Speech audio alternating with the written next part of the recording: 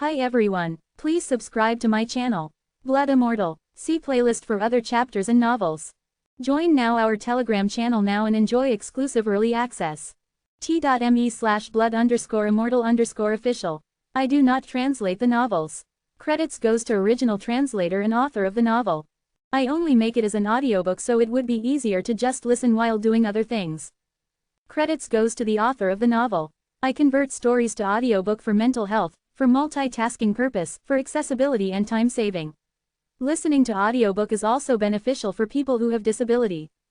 It improves our listening skills and improve our English comprehension, vocabulary and other things. So, thank you for listening. Thank you and thank you very much for your support. Chapter 261. Something incredible had happened. Don Quixote was shocked and fell backward. For a moment, his vision had turned pitch black as if the world had suddenly lost power. That had been the last image of the battlefield he could remember. But then, his vision gradually returned. For a moment, he felt an overwhelming amount of magic power that was hard to believe. But the result of that, one shot, was the sight before his eyes. The battlefield had vanished. Don Quixote looked at the ground that had turned pitch black with shaking eyes as if he couldn't believe it. The giants, who had been scorched by the lightning and were barely hanging on due to the influence of the dark attribute mana, were collapsing one after another. The entire battlefield had been wiped out. In a single shot. Was this Kim Yuan? Don Quixote's gaze turned to Yuan's back. Kim Yuan, he was a player who was only famous for rumors. In fact, there were many rumors, such as that he might be a ranker, the strongest player in history, or even Odin's hidden son. There were all sorts of rumors, but none of them had been confirmed. But when he actually saw him, he realized that everything he had heard was false. Rather, it's even greater than what I've heard. Pajijik. Yuan looked at the remnants of lightning in the battlefield that had disappeared before his eyes. After throwing one lightning bolt, the clouds he had worked so hard to create had disappeared. It's clumsy, but it's still a success. Kinduan's theory was a cloud that endlessly concentrated magic power. A mass of magic power in the form of a cloud would collapse in an instant if it was touched. And all Yuan had to do was create a huge mass of magic power and drop it as lightning. One shot. It had taken a long time to create this one shot. He didn't have this kind of technique when he was dealing with small fries, but it was a technique that was difficult to use in other real battles. I still have a long way to go. Ragnarok. In this vast stage, Yuan realized that his strength was still lacking. He didn't expect to become as strong as he used to be. Still, in order to play an active role in this great battlefield, he needed to become stronger than he was now. Swoosh. Yuan turned and headed for Midgard. He could feel the gaze of the soldiers who had fled in Don Quixote. Most of them were shocked by the lightning that had fallen from the sky and had fallen to the ground. Don Quixote hurriedly got up from his seat and approached Yuan. Thank you for your help. The end of his sentence was a little strange, but Yuan nodded without paying attention to it. Clean up the battlefield, and do the same thing next time. It meant that he should just hold out until reinforcements arrived if something like this happened again. Don Quixote was surprised by his words and asked. Shouldn't we strengthen our forces?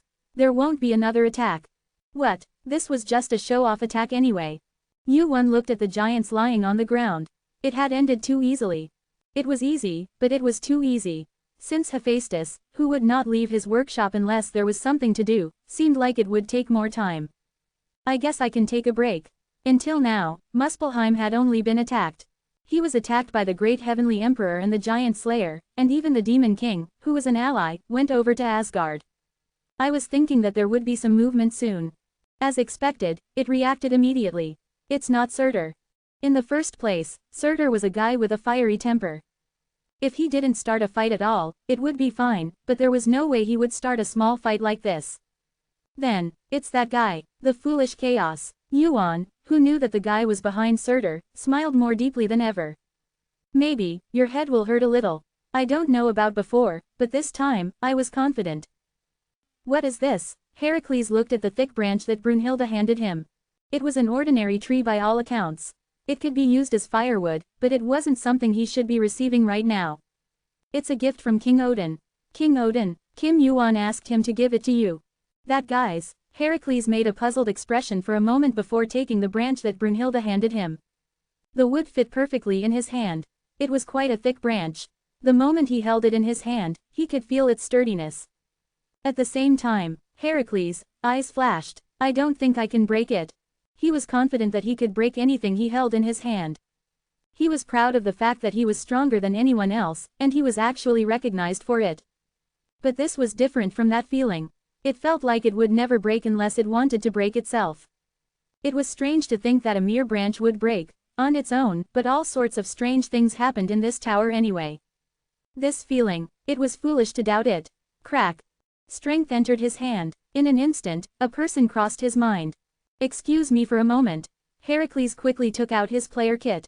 The person who sent the message was Hephaestus. What is it? I have a favor to ask, Hung. Heracles didn't usually contact Hephaestus that often. But the only person who could handle what was in his hand right now was Hephaestus. I'd like you to make an item for me. An item? You? Yes, I'll go to you if you need me to. After breaking Olympus, Hephaestus had all of his charges within Olympus cleared. But he still hadn't left the workshop on the first floor and was holding his ground there. The distance to the first floor was quite far. Even if he received help from Asgard, it would take at least 3 to 4 days to go back and forth. I've cleared out my workshop for now. It meant that it was useless. It's not the Demon King that matters. Since Hephaestus didn't leave his workshop unless there was a reason, it seemed like it would take more time. Where are you going? I'm on my way to Valhalla. Valhalla. Heracles made a curious expression. Valhalla. It was the place where he currently was. Then, a thought suddenly crossed Heracles' mind.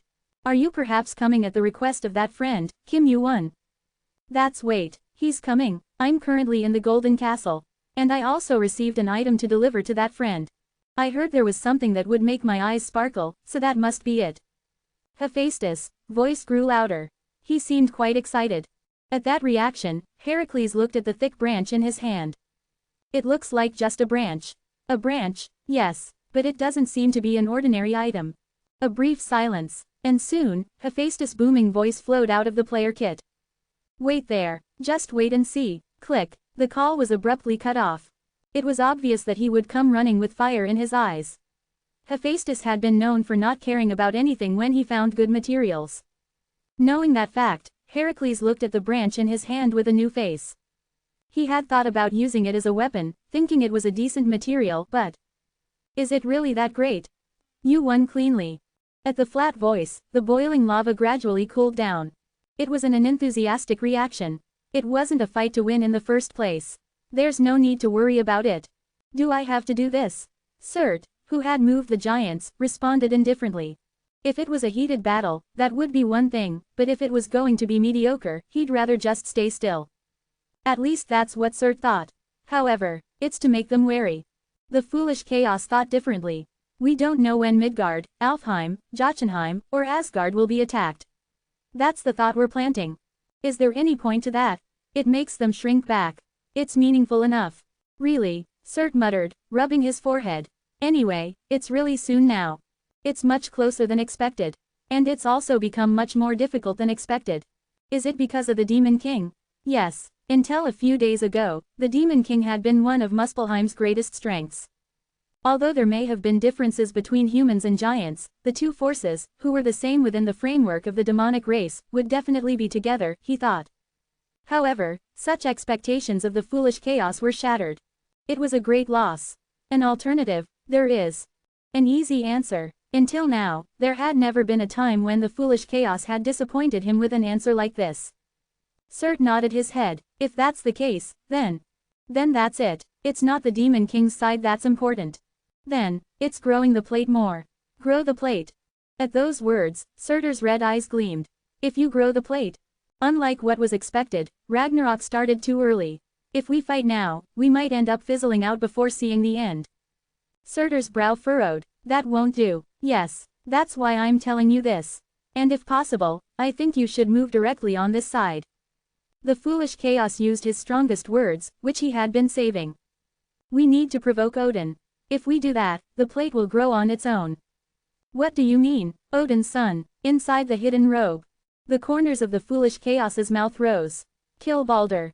In the middle of the finished battlefield. Sitting in front of the unpleasant pile of corpses, Eugene sat still for a while without moving. Even when he spoke to him, only short answers came back, and Eugene seemed to be thinking deeply about something the whole time. Don Quixote eventually gave up on talking to Eugene. He thought that Eugene needed some time to rest after using a great skill. Time passed like that. Next. What's next? Judging from the fact that they had a showy fight, it didn't seem like they were going to start a full-scale fight. The history of Ragnarok had already changed. It was impossible to know for sure what would happen from now on. However, his purpose is the same. The order had changed, but the foolish chaos's purpose had not changed. Swoosh. Eugene took out his player kit and called Odin. As if he had been waiting, Odin answered the call. It's been a while since it ended, but you're contacting me early. Odin's voice was dry, as if he had already received a report that the battlefield had been cleaned up. I've delivered the thorns. He'll decide how to use it now. The thorns referred to the roots of Yggdrasil. If it were just roots, it might not be that useful, but since they were thorns and Hephaestus had been sent, Heracles' weapon would be completed soon. That wasn't important right now. The next move the foolish chaos would make. Thinking about it, Eugene finally came to a conclusion. Balder. History tends to repeat itself. In the midst of the great battle called Ragnarok, the foolish chaos planned to devour the power of the tower. He wouldn't be satisfied with this much smaller fight than his original plan. Where is Balder now? In order to grow the plate, the foolish chaos would eventually make the same choice. Chapter 262. Jotunheimer was inhabited by giants. They were originally part of the same world as Muspelheim, but they refused to inherit the power of the demons. And, in the downtown area of the city of giants, Lapuntal, a particularly small human, was walking. It'll be okay, he reached out to the trembling giants. It's all right, he was a beautiful young man with blonde hair and white skin. On the other hand, the gathered giants were huge, but they were too small to be called giants. They were still young giants. They're coming, the demons of Muspelheim are coming. We're all going to die. They were trembling. Muspelheim. It was a huge force that accounted for more than half of the giants, and it was an existence that was no different from a living demon to the giants. It was nothing less than a symbol of fear for the young giants. The young man poured out his magic power to calm them down. I will protect you, so it will be all right.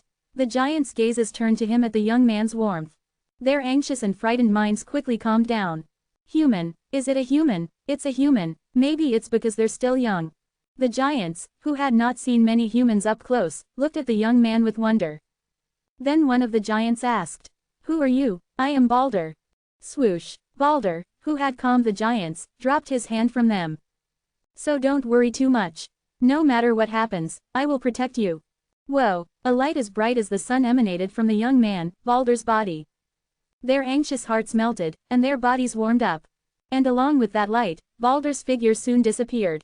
The young giants cheered as they looked at the empty space where Balder had appeared and disappeared like light. Wow, that's amazing, he must be a ranker. Let's go and brag, the giants cheering in the distance. Balder looked at them with a compassionate expression. All he did was give them a little courage and faith. What was much more important and difficult was to revive that faith. Is it because of the prophecy that came down to Jotunheimer? The reason why the giants were so afraid, especially after the clash with Muspelheim. It was because of the legend and prophecy that had been passed down to the giants of Jotunheimer. The clash between Muspelheim and Asgard. Asgard and Jotunheimer, which are destroyed by the fire-wielding giants. Crunch. Balder began to walk. The Great War, Ragnarok. When he was young, he thought it was just a prophecy. But as time passed and he became a ranker and learned about the world as the Prince of Asgard, he realized that it was not. Ragnarok was not a legend or a prophecy. It was just the name of a war that would surely happen in the near future. What should I do? What could he do in that great fight? In front of Balder, who was thinking that way. What are you doing? Someone suddenly stuck his head out. His face was not visible properly as it was half covered with a robe. Balder hesitated to ask who he was. Who? It was strange. He had come so close to him, but he had not noticed him at all until now. Pop. The distance increased in an instant. Balder, who had increased the distance by more than 10 steps, reached for the spear on his back. Oh, you're fast. Who are you? The atmosphere was serious. His tone was light and cheerful, but his skills were definitely not so. He wondered what the face hidden in the robe would be like. Someone who will take you. Me. Balder's golden pupils narrowed. In an instant, his body radiated fighting spirit, and his spear was filled with power. It won't be easy. Well, I'll look forward to it. There was a hint of laughter in his voice. He did not lose his nerve even when faced with his fighting spirit. If he were an ordinary ranker, he would have been scared or realized the difference in their skills belatedly. Then, crunch, just as Balder was about to move his feet. Whong, a vibration was heard from somewhere. The opponent wearing the robe flinched. You're like a ghost, really. It was just a vibration. Nevertheless, he seemed to notice who had contacted him. The fighting spirit that had been burning just a moment ago disappeared. Balder, who had been about to swing his spear at him just a moment ago, stopped. Are you not going to fight? You're a fair guy. If he had thought that his opponent was an enemy, the moment when he was off guard would have been the most certain chance of victory. He turned around and snapped his fingers. Follow me since you're not an enemy. Don't be so defensive. Quote, he said in a bored tone, walking slowly. It seemed that he had no intention of fighting. What is he thinking? He was a suspicious guy. Balder, who had been pondering, followed him cautiously. He did not get too close. It was to prepare for any unexpected situation. That was how Balder followed the mysterious robed man to an empty giant's house. Creak, the door that had just been opened closed on its own. Thinking that it might be a trap, Balder reached for his spear again. What do you want? There's someone who wants to meet you. Tell me who you are first. I don't know if you'll recognize my face. Swoosh, the robe covering his head was taken off. Along with the snow-white hair, a playful face was revealed. It was a familiar face. Where have I seen? Suddenly, a face flashed through his mind. The long white hair, the playful atmosphere and the golden eyes. Zheqian de Seong, the existence that shone in the 10th place of the rankings, with power and influence that could be counted on one's fingers in this tower, appeared before his eyes. A presence that stood among the top 10 of the rankings and possessed immense power and influence in this tower appeared before their eyes. 2 top-ranking high rankers. And more than anything, there was a high ranker within the top 10, so it was worth fighting. The tension that went beyond simple vigilance made his whole body stiffen. Why was he, of all people? No, he definitely said that there was someone who wanted to meet me.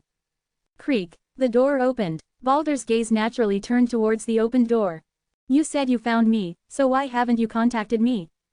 Another familiar face. This time, he remembered for sure. It was a face that he had been interested in and looked up recently. Kim Yu-won. It was definitely Kim Yu-won.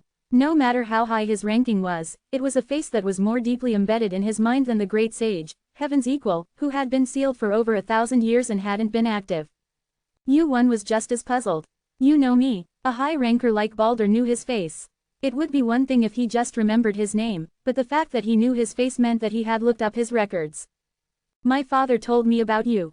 He said it reminded him of when I used to climb the tower. Is that the only reason? I heard you've been moving with Asgard recently. Yeah, I thought we might meet soon. I didn't think it would be like this, though. Balder glanced at Sun Ogong and asked. What's your relationship with the great sage, Heaven's equal? We're friends. Friends. He had already heard that the great sage, Heaven's equal, had fought against Muspelheim. He wondered why, but it seemed that it was because of Yu-won, who was right before his eyes. This will take a while. There was a lot he was curious about. Balder opened his mouth as he stepped outside the door. Let's move to a different location. We're not moving anywhere. Swish. Yu-won blocked Balder's path.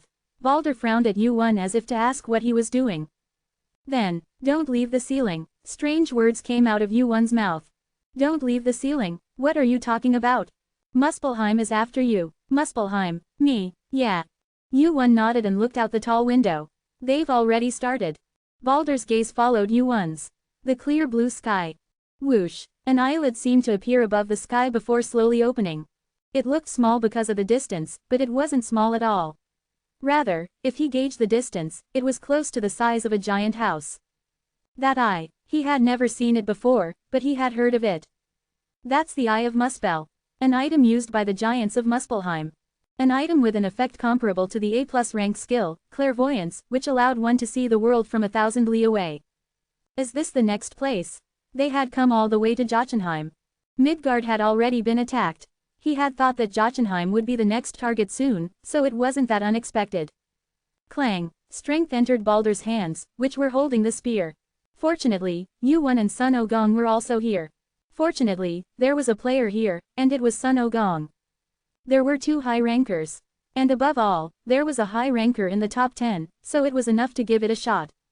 I had more faith since Sun Ogong had even slaughtered hundreds of thousands of giants after invading Muspelheim. But, Clack, didn't you hear me? Yu-Won stopped Balder, who was trying to pass by. Balder, who had found Muspel's eyes, asked urgently. Why the hell are you doing this? They're after you, so what do you think you can do by coming out? Are you saying we should just hide here? With that guy? Balder's gaze turned to Sun Ogong. Shrugging his shoulders, Sun Ogong spoke as if it was obvious. I'm pretty reliable, you know. The heavenly demon was strong. The strength of just one of them was enough to match an entire large guild. It was definitely true that hiding with that kind of strength was absurd. But, that's because it's Sun Ogong. Now, he had to make sure to differentiate between Sun Ogong and not Sun Ogong. It's fine because it's the heavenly demon. Not you. I'm Balder, the prince of Asgard, but I can't run and hide. Yu-Won sighed. In the eyes of Balder, who was facing him up close, there was a fierce sense of justice. He wouldn't run away. Thanks to that sense of justice, Balder would later become a symbol of Asgard. Rank 70, he was definitely a great high ranker. It wasn't for nothing that he was said to be the one who would succeed Odin as the king of Asgard. But, the problem is that he'll die before then. Yu-Won glanced at the sky outside the window. The blue sky was slowly turning red like autumn. Balder, unaware of that fact, still looked at him with burning eyes. Yu-Won opened his mouth. Have you ever played chess? Chess? Balder nodded, puzzled by the sudden question. I have. Chess is a game to capture the opponent's king. And at the same time, it's a game to protect your king. Get to the point. You are the king of this fight. King, the most important piece in the game, and the piece that must survive. What Yu-Won wanted to do was to protect that piece. A foolish king who goes into the enemy's territory will only make the fight end in defeat. Balder's brow furrowed, his head was complicated. Not only did he not understand why he was the king, but there were other things he didn't understand. Surtur's gaze turned to Sun Ogong. What the hell are you so afraid of? The heavenly demon was here. He wouldn't have anything to fear if he was really an ally. But Yu-Won didn't think that this battlefield could be handled by Sun Ogong alone.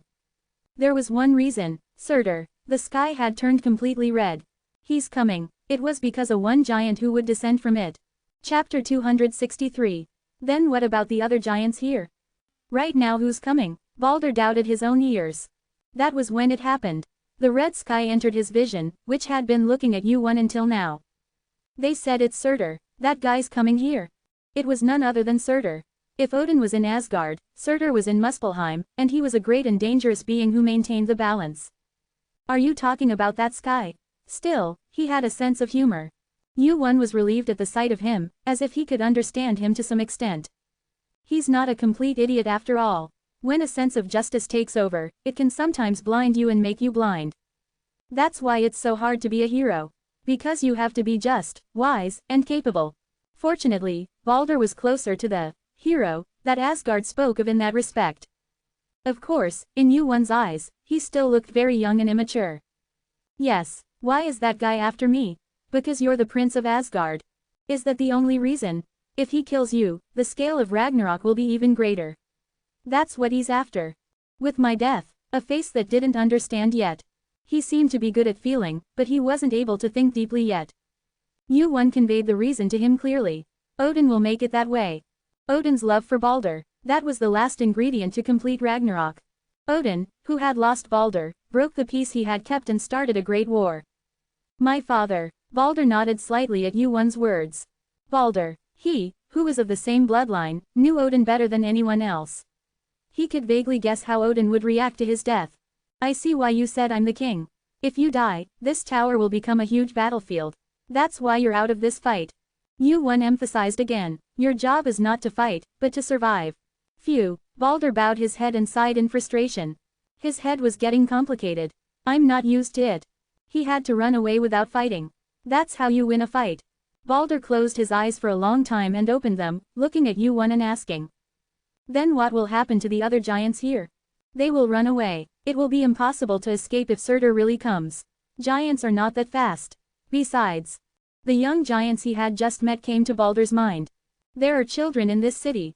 The largest city in Jotunheim. It was impossible to imagine how many tens of millions of giants would die if it collapsed here.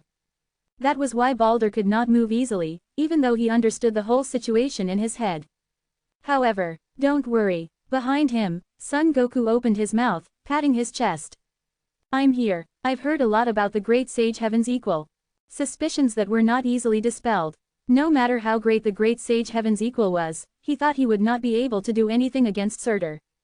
And that thought was evident in his expression. What the hell, I used to. Stop it. Yu-won hurriedly stopped Son Goku, who was about to get excited and run wild again. The sky, which had turned red like the glow of late autumn, had now turned completely crimson. There wasn't much time left. I'll say it again, this is not a fight you have to win. It's a fight you have to survive. Balder also felt that time was running out. Yu-won continued speaking to Balder, who nodded. Leave Jotunheim to this guy. You come with me to the Golden Castle from now on. Are you really okay? That's why I'm telling you. Yu-won sighed deeply, looking at Son Goku once. Don't try to fight recklessly. I'm grown up. Don't worry too much. I worry the most when you answer so confidently. But what could he do? For now, he had no choice but to trust him and leave it to him. The top priority is the evacuation of the giants. Just do your job. Son Goku's body, with a smirk on his lips, floated up into the air. How much time do we have? Just miss it. Surtur began to move. Those words meant that from now on, a real all-out war would begin. And in the process, if Balder died and Odin lost his mind, most of what he had planned and prepared for so far could collapse. That's why Yu-won said confidently. Don't worry about me. Mongol. A pure white cloud swirled around Yu-won and Balder. Be quiet and go, old man. Do you know how to handle this? Wait a minute, Bilima. Yu-won moved his magical power. Pop, the door opened and Kinto-un, carrying two people, quickly disappeared. Thud. On the other hand, Son Goku walked out slowly. His expression was full of boredom. I'm not fighting, and I'm doing this kind of thing. Whoosh. Magical power gathered at Son Goku's toes. A huge magical power that devoured the entire peninsula of the peninsula was condensed. The ground shook, and a pure white cloud began to cover the ground through Son Goku's feet. The foot that had been dropped once stepped hard on the ground. Get up. Thud. Kinto-un. Rumble, rumble, rumble. As if an earthquake had occurred, clouds began to rise above the ground. A huge cloud covering Jotunheim. It was as if the cloudy sky had come down to the ground.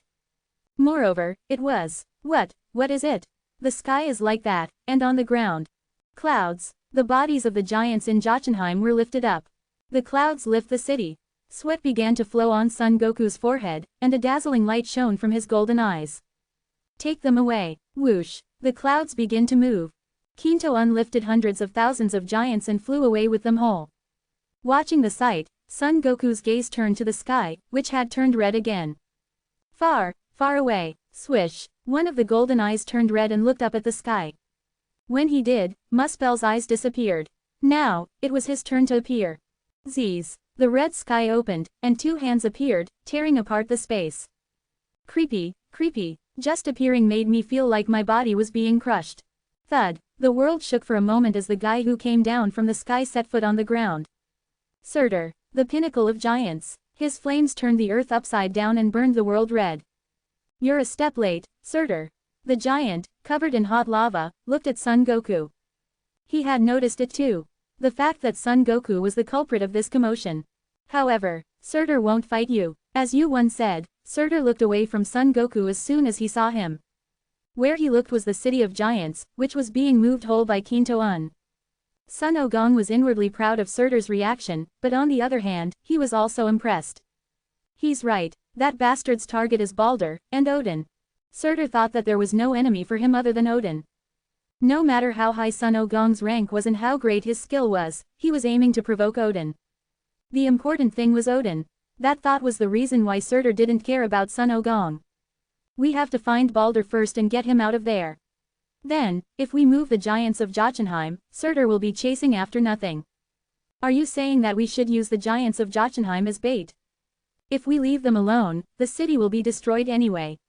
It will probably disappear without a trace. Instead of letting that happen, they had to do something, even if it was a desperate attempt to save them.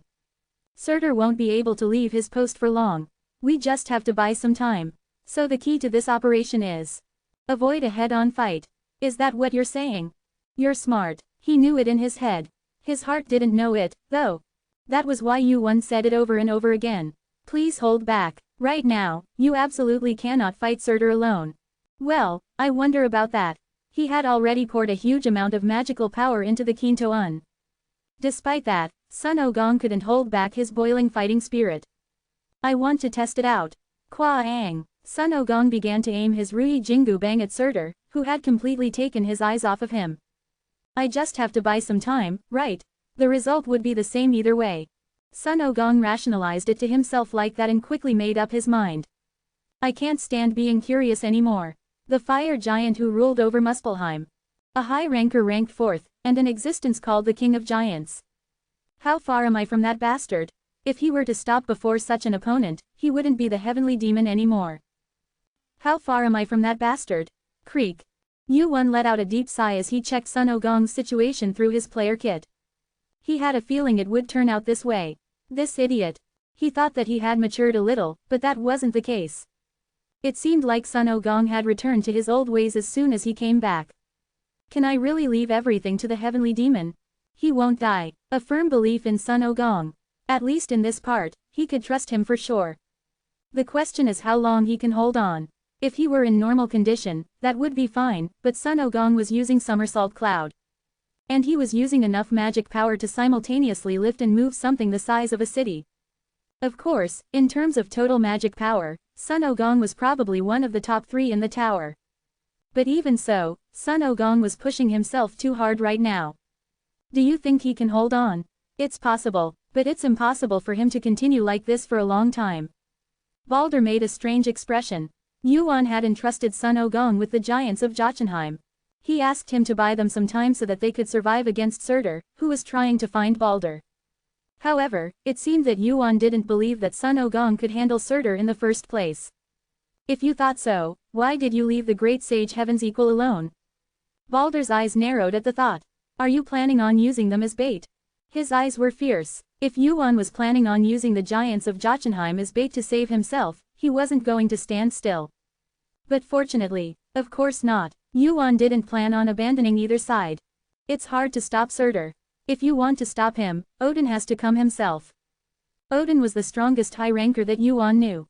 He had reached the peak not only in magic, but also in spearmanship. Then he could stop Surtur. In fact, Surtur had spent a long time trying to defeat Odin. Yuan knew everything. That's why Balder couldn't understand it even more. If you know that, why? So now, at the moment when he was about to ask why he hadn't called Odin. Instead, Yuan asked a question. Where is that Odin? Balder couldn't answer, because he didn't know. However, Balder could tell that all of this current situation was just a piece of the picture that Yuan had in front of him. There was one reason why he felt that way. Because Yuan was smiling. Chapter 264. Jiying. The Rui Jingu Bang was blocked in the middle. The hot flames from Surtur's grip followed the Rui Jingu Bang and transferred to Sun Ogong. Warwick, Waruric. The flames flowed through his body along the Rui Jingu Bang. He tried to destroy the flames with the Wan Jiamjung, but it wasn't enough. Abnormal condition. Burn has begun. It was a message he hadn't heard in a long time. It's like when I was first trapped in the Bagua furnace 8 diagrams furnace. It was an unfamiliar message to Sun Ogong, who had a strong immunity to burns. It meant that Surtur's fire was that strong and hot. However, immunity is immunity, but my toughness is nothing to scoff at. Quack. Sun Ogong poured more power into the Rui Jingu Bang, which was being held in Surtur's hand. Get bigger. Ying. Magical power was transferred to the Rui Jingu Bang. Rui. Thud. As soon as Sun Ogong finished speaking, Surtur's body was lifted high into the sky by the Rui Jingu Bang. His lips curled up into a grin. But only for a moment. Waruric. Through the Wan Jiamjung, he could see a huge meteorite falling from the sky. Sun Ogong's magical power moved at the same time as his surprise.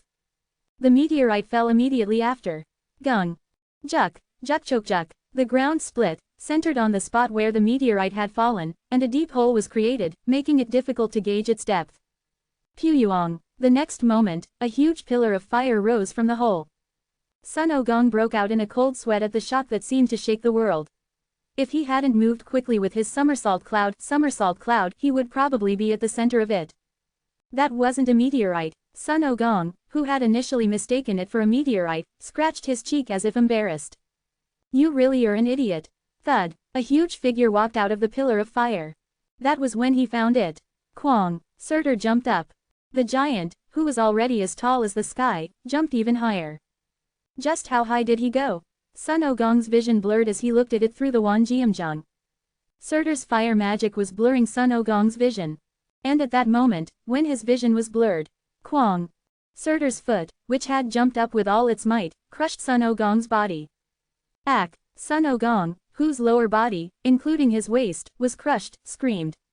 It's you, monkey! Swoosh! Surtur's eyes, which were looking down, met Sun Ogong's. Sun Ogong, who glared at him even in this situation, forced a smile. Nice to see you, big guy. If I kill you, those things will stop. A voice that seemed amused. One of Surtur's eyes glanced towards the city flying away on the somersault cloud in the distance. It seemed that his goal hadn't changed yet. But you're immortal. You never die. I don't know if it's true that you're immortal, but it must mean that you have many lives. Whoosh! Crackle, crackle, hot flames flared up on Sun Ogong's body. His burns worsened, and Sun Ogong endured the screams by gnashing his teeth. If you don't want to die, bring those things to me. Surt, who knew from the beginning that it would be difficult to kill Sun Ogong, ignored Sun Ogong and planned to find Balder. But that was only for a moment. Sun Ogong blocked Surt, who was trying to chase after the Jotunheim giants that were flying away. Even if I didn't lose my strength because of that. Thud! Sun Ogong's body shook as he gritted his teeth in frustration. I didn't lose. Thud, thud, thud. Surt's feet slowly rose into the air. From Surt's perspective, it felt like an ant was lifting his body. Kya! Flash! Surt's body was lifted into the air.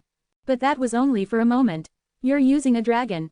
Boom! Sun Ogong was crushed under Surt's foot once again. Even if you don't die, you'll lose consciousness, and those things will fall. Surt lifted his foot again. He planned to crush Sun Ogong once again with all his might. But then, Father, something terrible has happened. A voice echoed in Surt's head. The voice that came during the middle of the fight was a nuisance.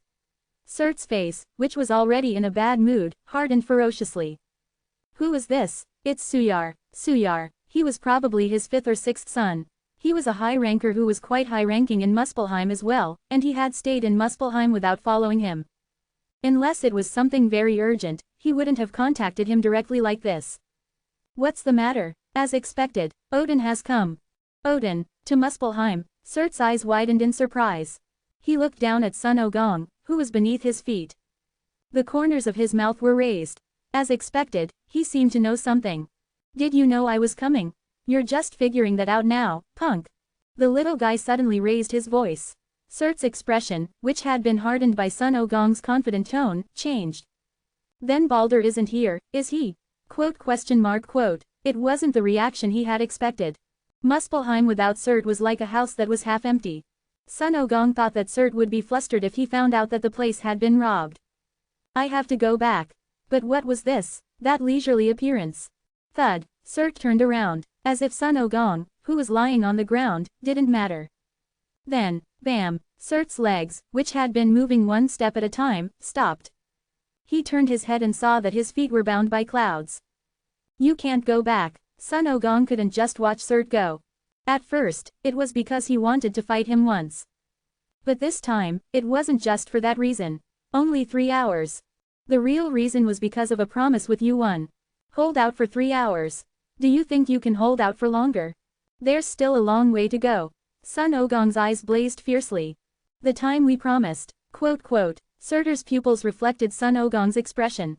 The poison contained within the Wanjiamjung was filled with the unwavering will to fight even to the death. He was not an easy opponent to face. Surtur no longer took Sun Ogong lightly. Yes, chu-chu-chu-chut. A red aura swirled around Surtur's body.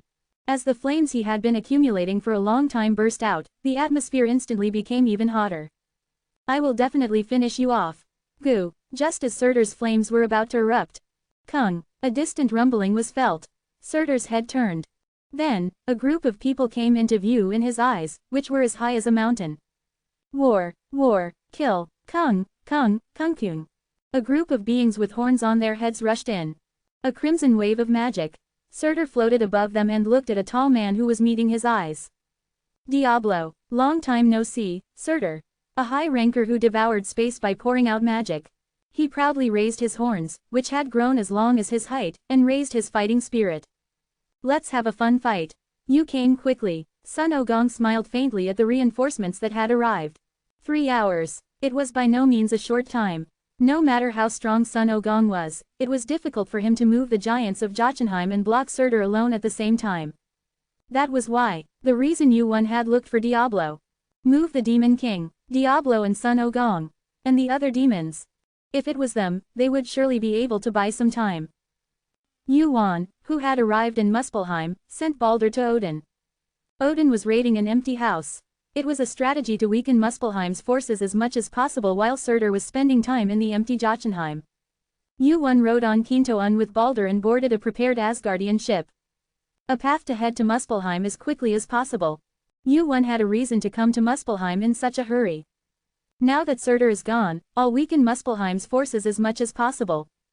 Jabug, walking on the red earth, Yuan opened the wand. Wan Jiamjung is activated. Raid the empty house. Waruk, the core of the great battle called Ragnarok was twofold. The first was to minimize the battle. The top priority was to minimize the scale of the battle and reduce the damage. And to do that, Yuan found Balder and evacuated him from Surtur. And the second was, Surtur has gathered fire, Muspelheim. Furthermore, it was to weaken Surtur's power. He's been preparing for a long time. To fight Asgard. Odin regretted what happened at that time. The certainty that he would never support them. And the desperation for peace. Because of such complacency, a greater war took place on this tower, and more people died. You gathered fire. Where? The center of Muspelheim. It's an island where all the fire and lava flow. Chi. As soon as he stepped forward, the heat flowing on the ground was transmitted. Yuan frowned at the feeling of his skin burning. Before he knew it, giants engulfed in flames blocked his view. It's a human. An intruder has come. How did you get here? Are you a ranker from Asgard? Giants who inherited the power of the demon race without exception. Most of them were handling fire attribute mana, so they were standing firm in this heat. Yuan glanced at them and looked at the huge crater visible between them. That's it, the center of Muspelheim that Odin spoke of. The place where Surt had gathered the fire of a world over those long years. During Ragnarok, Odin was defeated by Surt. It was because Surt had become much stronger than expected. Odin found it strange, but the reason was the fire he had gathered over the years. If he had dispersed the power gathered inside, there would have been no way for Surt to defeat Odin and win the war. The coordinates, do you remember? I remember.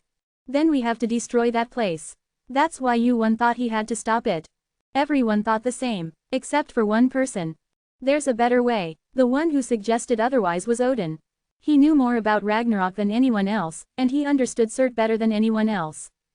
Suk, Yuan took out a bead that he had kept in his inventory for a while. There's a heart of fire in Muspelheim. What are you doing? Are you going to take out a snack and eat it? The giants approached, laughing at Yuan's sudden action. Regardless, Yuan put the heart of fire in his hand into his mouth as promised. Gulped, an item that Sun Wukong had found with great difficulty. It's the only item that can withstand the enormous fire of Muspelheim. Waruk, the center of his chest became hot. Yuan clutched his chest in pain as if his heart would soon burn black. And at that moment, you have consumed the heart of fire. You are defying the law of fire. Status ailment. Burn begins. Status ailment. Burn rises to level 2. Status ailment. Burn rises to level 3. The heart of fire absorbs the surrounding fire. Status ailment. Burn is relieved. An item that defies the law of fire. The pain from the burn continued, but Yuan smiled in spite of it. It was as Odin had said. Lure the guy and take the fire there. That way, you'll be able to take away Surt's fire. Surt, your stomach must be hurting. The fire that he had gathered for thousands of years, intending to defeat only Odin. And now it was going to be Eugene's lunch. Chapter 265. A light flashed over the city. The Valkyries who were far away opened their mouths as they saw the sight. This is King Odin. The city is gone. The city had disappeared without a trace. As it was a city of giants, a land several times larger than an ordinary city had evaporated into thin air. There was no one to stop him. Odin's power was no different from that of a god, surpassing natural disasters. Unless Surt came in person, there was probably no one who could stop Odin. Go. Odin's order to advance was given. 2 cities in Muspelheim had already disappeared. His eyes were filled with venom and anger. Surt aimed for Balder. The news that Surt had appeared in Jotunheim had already been delivered. And Yuan and Sun Wukong, who had gone there, evacuated Balder to a safe place. He was able to entrust him to Yuan and the 8 trigram Great Sage.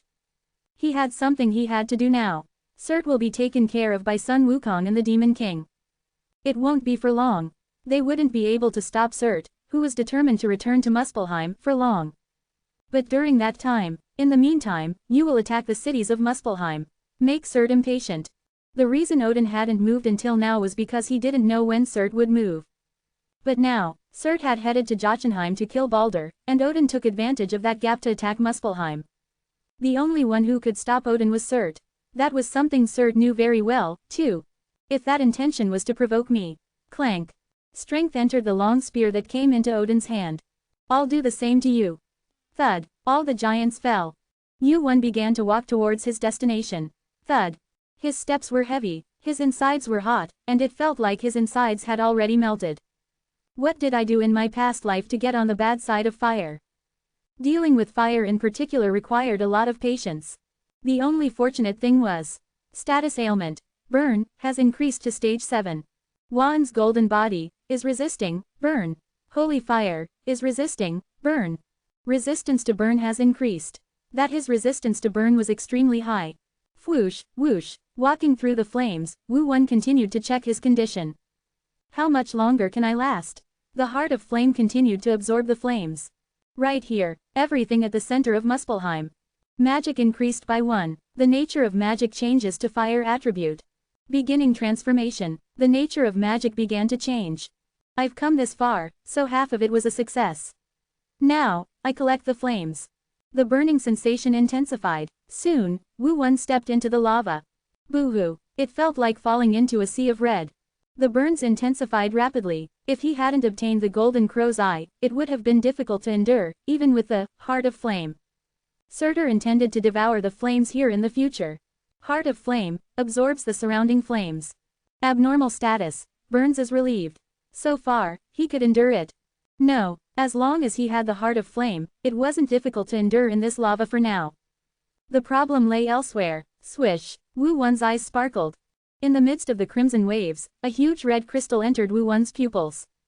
Is that it? That was the flame of Surtur that Odin spoke of. The center of Muspelheim and the source of the flames. A concentration of flames that had burned for countless hours. Surtur had spent an eternity gathering it. It's hard to even approach it. Originally, it was a force that Wu-One's body couldn't withstand. However, that was a different story now that he had swallowed the Heart of Flame. Inside Wu-One was a huge vessel called the Heart of Flame. Now it was time to fill that vessel. Whoosh, Wu-One reached out to the crystal. The closer he got, the more he could feel the enormous heat contained within it. As he reached out, a massive amount of magic was sucked through the crystal. Whoosh, the heat gathered in his heart as fast as a waterfall. The burns subsided and then started again. However, at some point, it became difficult to endure with just the Heart of Flame. From now on, he couldn't simply rely on his heart. Flicker, Holy Fire, adapts to Heart of Flame. Heart of Flame, adapts to Holy Fire. This was the real deal. I surpassed the limits my body could endure a long time ago. In fact, it was impossible to handle the fire that Cert had collected with his current body. This task was only to transfer the power. He had to give up the thought of controlling all this power. If he got greedy, he could lose everything. This action is, so to speak. It's my first time stealing. Burglary. It was close to stealing the power that Cert had worked so hard to collect and putting it in a bowl. Is that guy doing well? Sun Wukong, who was lying on the floor with his arms outstretched, muttered. A half-red, half-blue sky entered his upward gaze. As Cert disappeared, the sky was returning to its original state. Diablo, who had been staggering, came and sat down next to Sun Wukong. He's not as good as his reputation. Sun Wukong's head turned. His golden eyes narrowed as he glared at Diablo. Slander. It was just an honest impression. I'm tired, I'm tired. Even for Sun Wukong, lifting Jotunheimer Hole was by no means an easy task. It required enormous magical power and considerable concentration to use the somersault cloud.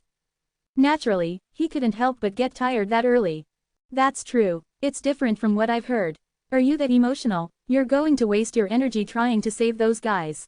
Are you making fun of me now? Sun Wukong glared at Diablo once and scratched his head as he spoke.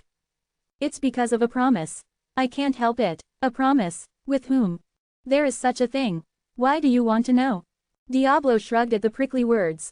He had transformed into his ontologions in the fight with Surt, but it was difficult to maintain that form, so he had changed back into his human form. Anyway, you failed in the end. I never thought you'd run away. If I had kept fighting, could I have won? Diablo looked at Sun Wukong in response to his question. It was an unexpected answer. Surely, he thought he would regret not being able to finish it off. It wasn't a fight you could win anyway. Rather, you should be grateful that he turned around so quickly. You fought so hard for that. That's enough time to spare. 5 hours. That was how long he had endured against Surt. Fortunately, there was no significant loss of power during that time. It was thanks to Sun Wukong and Diablo. At first, Surtur seemed as if he would kill the two of them, but he suddenly turned around, as if he thought too much time had passed.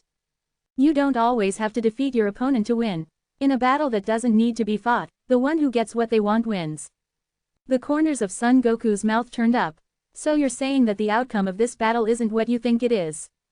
It was certainly not a very refreshing battle. Neither side had died, and the battle had ended without a clear victor. Diablo was thinking to himself that this battle might not have been their best judgment. But Son Goku was reacting like this. I heard that the great sage of heaven hates losing more than anything. You're a little different from what I've heard. Diablo, who had thought Son Goku was like him, looked at him in surprise. In fact, Son Goku had a similar personality to Diablo. He loved fighting, enjoyed it, and hated losing. But there was one clear difference. You have to take the long view of a fight. You have to take the long view of a fight. It was something that you one had said. Whoever said that, don't focus on just defeating the enemy in front of you. The real victory is much further away than what's in front of us. The long and arduous battle with Outer. Son Goku had won and lost in those countless battles. He had lost comrades and suffered defeat. He had come to think not simply about enjoying the fight and winning, but about how he could save everyone. So this fight, in that fight, Son Goku learned the meaning of the fight. We will win. Surtur returned to Muspelheim. It was to contain Odin, who had no one to fight. Standing on the burning ground, Surtur looked at the wound on his forearm. It's annoying. A clear bite mark. The wound had not yet healed, and blood was still oozing out. It was a wound he had received from Diablo. Soon after, another pain was felt in his chest. This was even greater than the wound on his forearm. Great Sage of Heaven, could he really be immortal? He thought of Son Goku, who had charged at him with his brute strength and vitality. The small guy swung a staff that was even bigger than him. Using a skill called Somersault Cloud, Son Goku bound his body and took that opportunity to hit Surtur in the chest with the wishful stick. It was quite a shock. Son Goku and Diablo had been injured even more, but for Surtur, who had thought he had no rivals in the world other than Odin, it was a humiliating wound. He returned like that after finishing the fight. What happened here?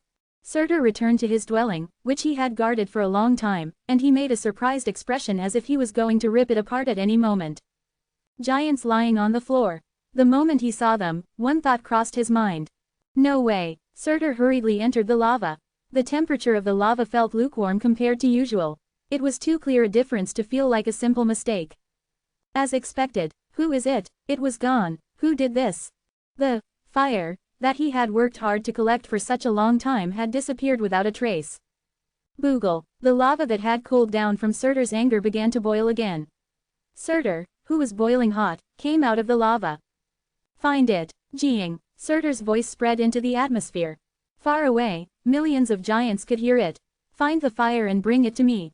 Otherwise. Thud, thud, before he could even finish speaking. The giants, who had noticed what he said next, began to move hurriedly. You will all die by my hand, not Odin's. He had to find the fire that had disappeared. In order to definitely defeat Odin, he had to take it, even if it wasn't complete yet. The giants began to move. They released giant dogs that could track traces of fire and began to follow them. This time, Surtur had no intention of staying still either. It couldn't have gone far. The fire that had not yet been recognized as an item had not entered the inventory. Furthermore, the temperature was too hot to hold it and move. The little mouse couldn't have gone far. So he had to find it. Surtur, who thought like that, didn't realize it yet. That the fire that he was so desperately searching for had already disappeared from this world. Chapter 266. Under the pitch-black land where not even a single ray of light could enter. Thud, thud, thud, thud. From there, the bustling footsteps of the giants could be heard. Their urgency could be felt through the sound. Through that, one could infer the current situation. They're back. It seemed like it was about time for them to return anyway. Fortunately, he had plenty of time. That meant that Sun Ogong had done well. Crackle, he could feel a massive lump of magic power through his heart. He had transferred it for now, so it was time to make it his own. I thought it would take quite a while. Surtur's fire wasn't something one could handle right away. Originally, it was a massive lump of magic power that wasn't easy to even approach. But even so, it seemed like it would take much more time than he had expected. How many more years will it take to digest all of it? It would take time. He had thought about this part already. What he hadn't expected was the other blessing. Rumble. The fire was naturally melting into Yuan without any resistance or rejection. He had thought he would suffer quite a bit until he could obtain the fire, but magic power has increased by 1. Magic power attribute has changed to fire. Magic power attribute has completely changed. Fire attribute resistance has increased significantly. Holy fire reacts to heart of fire. Instead, Yuan's magic power began to run wild like a fish in water. It felt like his whole body was bubbling like lava. They said that players who handled fire attribute magic power usually had fiery personalities, and it seemed like this was the reason why. The confidence that he wouldn't lose to anyone in a fight. In most cases like this, they would become overconfident in their own abilities and fail to properly assess their strength. I need to be careful. Yuan closed his eyes, leaving the giants who were looking for him behind. And for a moment, Yuan could accurately grasp the phenomenon that was happening inside his body. Rumble, a fire larger than the massive fire he was consuming. As if it had a will of its own to make all of this fire its own. It was holy fire. Crunch, he heard the sound of small footsteps. The foolish chaos approached Surtur and bowed its head. Did you call for me? Did you know? What are you saying? Someone has stolen the fire. It was not a reaction of agitation. Surtur's eyes flashed. It was hard to imagine the guy in front of him being flustered, but this was clearly a reaction of someone who knew. Why didn't you stop it? If he knew, he could have stopped it. He himself couldn't do it, but the foolish chaos was hiding a considerable power. If he knew, he could have stopped it. No, looking at the guy who had appeared in front of him, he didn't even see any traces of a fight. Didn't I tell you? I can't move directly until the time comes. Because of that promise, you mean you gave up on the fire I gathered? The air around him heated up with Surtur's anger. The lava flowing in front of the foolish chaos started to bubble. There was a hint of mockery in the foolish chaos voice. If you knew what you had promised, you wouldn't be saying that. What? Splash. Unable to control his anger, Surtur stepped on the foolish chaos. He felt like an ant was bursting under his foot. Even though he had been with him for such a long time, Surtur, who had lost his fire, had no time to worry about such things. You bug, where? Did you really not know? SS's. Purple mist flowed out from where the foolish chaos had been stepped on. Who I am, where I came from, you should know by now. So, what are you trying to say? I'm not trying to say anything. I'm just saying, don't take it out on me. What, didn't I teach you how to make fire in the first place? Crack, veins popped out on Surtur's forehead. Every word was true, but even if it was true, the fact remained that the foolish chaos had stood by and watched. But even then, Surtur couldn't bring himself to raise his hand against the foolish chaos again. The reason was simple. So, what should I do next? It was because he still needed him. The foolish chaos was the greatest strategist Surtur had ever met.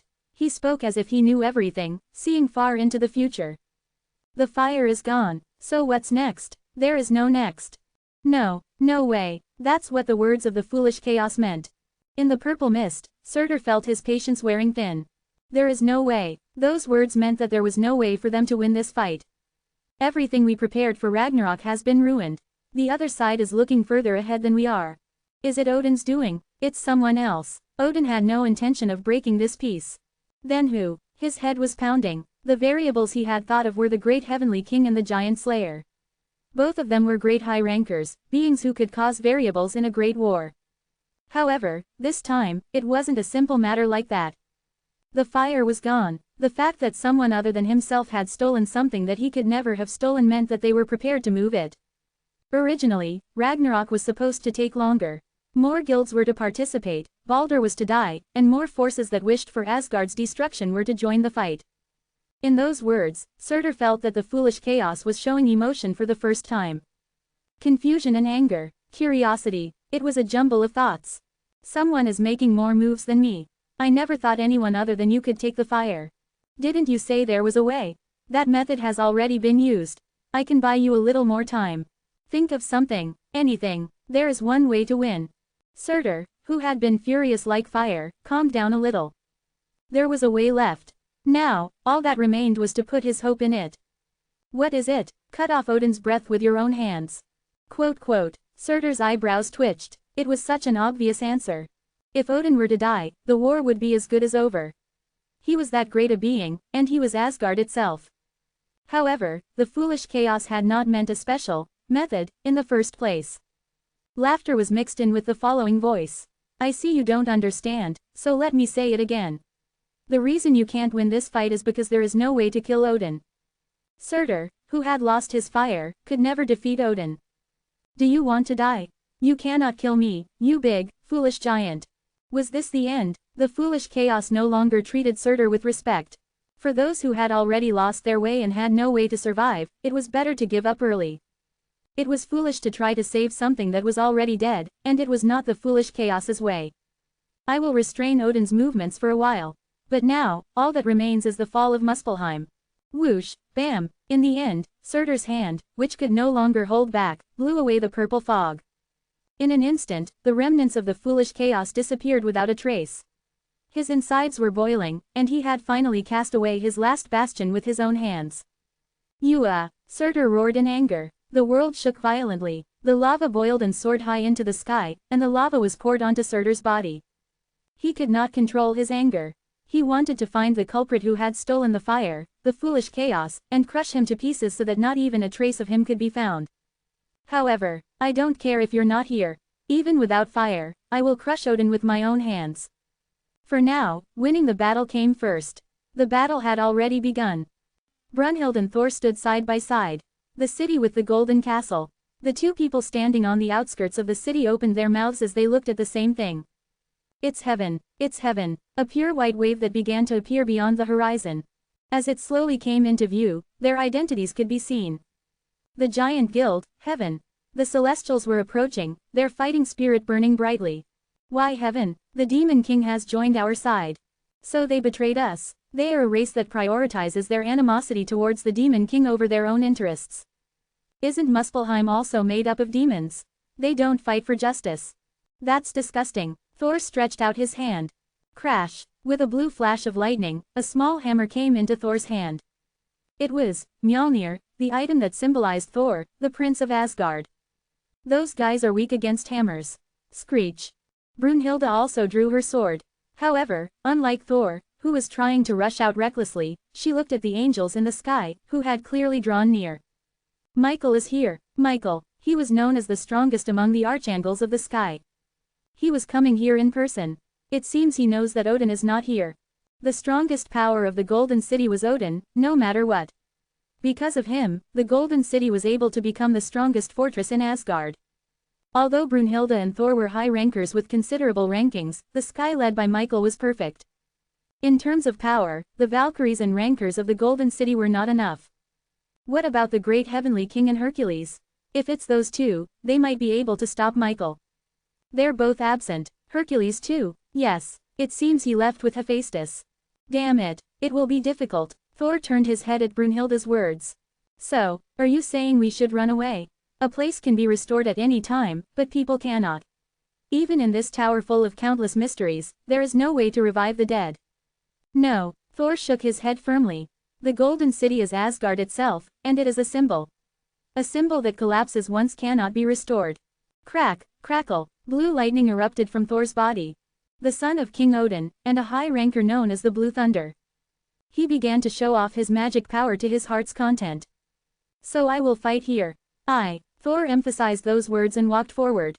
So that everyone could be behind him. So that the others in the Golden City could escape. But then, you always talk so fancy about useless things. A voice came that ridiculed those words. In the end, it's just an excuse for saying you don't have the power. Swish, Thor's and Brunhilde's heads turned. Crackle. They saw golden lightning, different from Thor's blue lightning. It was so dazzling as if the sun had appeared right before their eyes, and the two could not see their opponent with their naked eyes. Like that, after a while. Zeus, there was a handsome man with a golden beard. Creak, Zeus, the sinner of Asgard, was approaching, having been released from prison. Chapter 267. Crackle, yellow lightning and blue lightning collided in the middle. Before Zeus was imprisoned in Asgard's prison, Thor, who had brought him, had shown strong animosity towards Zeus. He was clearly a sinner of Asgard. Why are you here? He should have been imprisoned. As proof of this, the shackles still remained on Zeus' arms and legs. He looked at Thor, jangling the heavy iron balls that were meant to hinder his movement. Why didn't you bring me here? At his prickly words, Thor burned with fighting spirit. He was already thinking of risking his life in this fight. It didn't matter if one more opponent was added. No time. Crackle, crackle, the blue lightning pushed back the golden waves. Let's get started. Thor held the Mjolnir in his hand, as if he was about to strike at any moment. And then, I'm not here to fight you now. Thor found Zeus' gaze was now directed towards the angels in the sky, who were now quite close. I have a favor to ask. As he said that, Zeus' brow furrowed. It was a decision he had made after much deliberation, but it still didn't sit well with him. If the Demon King is on our side, heaven will probably side with Muspelheim. Yuan's prediction was accurate. Zeus thought the same. That's the nature of angels. Their animosity towards the Demon King is more than enough. The foolish chaos will try to destroy the Golden City. Foolish chaos. At those words, Zeus' eyes changed. A being who had shaken Zeus in Olympus long ago, and who had given him the power of the outer. However, he had already lost his connection with Zeus a long time ago. To shake Odin, the Golden City is Asgard itself. Touching its symbolism is no different than touching Asgard. Will that guy show up here too? Yuan shook his head. It wasn't impossible, but it was very unlikely. Ragnarok is not his stage. The end of this stage will be cutting off Surt's neck. I see. Do you want to catch that guy? I knew I was being used. I put up with it because I thought the results would be good, but... Zeus' eyes scanned the cramped and dark prison. I have no reason to endure this anymore. Animosity towards the foolish chaos. It was hard to be convinced simply because of the bad results, but in any case, it was at least a good reaction for Yuan. However, Thor, who didn't know any of these circumstances, couldn't understand his reaction. A favor, whose? He couldn't trust him completely yet, but if Zeus was on their side, it would be a huge support. He was the head of Olympus, one of the largest guilds, and a high ranker within the top 10. Although he may not be as strong as he was when he lost his lightning, the fact that he was Zeus remained unchanged. I don't know who it is. Crackle, crackle, the golden waves pushed back Thor's lightning. Thor's eyes widened as he held the Mjolnir in his hand and resisted Zeus' power. It didn't seem like he was putting much effort into it. Zeus was overpowering his strength too easily. Don't get too cocky. I don't need your help to stop those guys. Rumble, rumble, dark clouds covered the sky. Behind Zeus, a giant thunder dragon appeared. Even Thor, who wielded the same lightning attribute magic, felt his body go numb from the pressure. Gulp, he couldn't move. Just approaching him made him feel like his whole body was paralyzed by an electric shock. It's a different dimension. He had only thought about the visible size of the magic power. But that wasn't it. He had lost his lightning and become a mere scarecrow, he thought. He thought it was worth a try. But that wasn't it. Even if he had lost his teeth, he was still a tiger.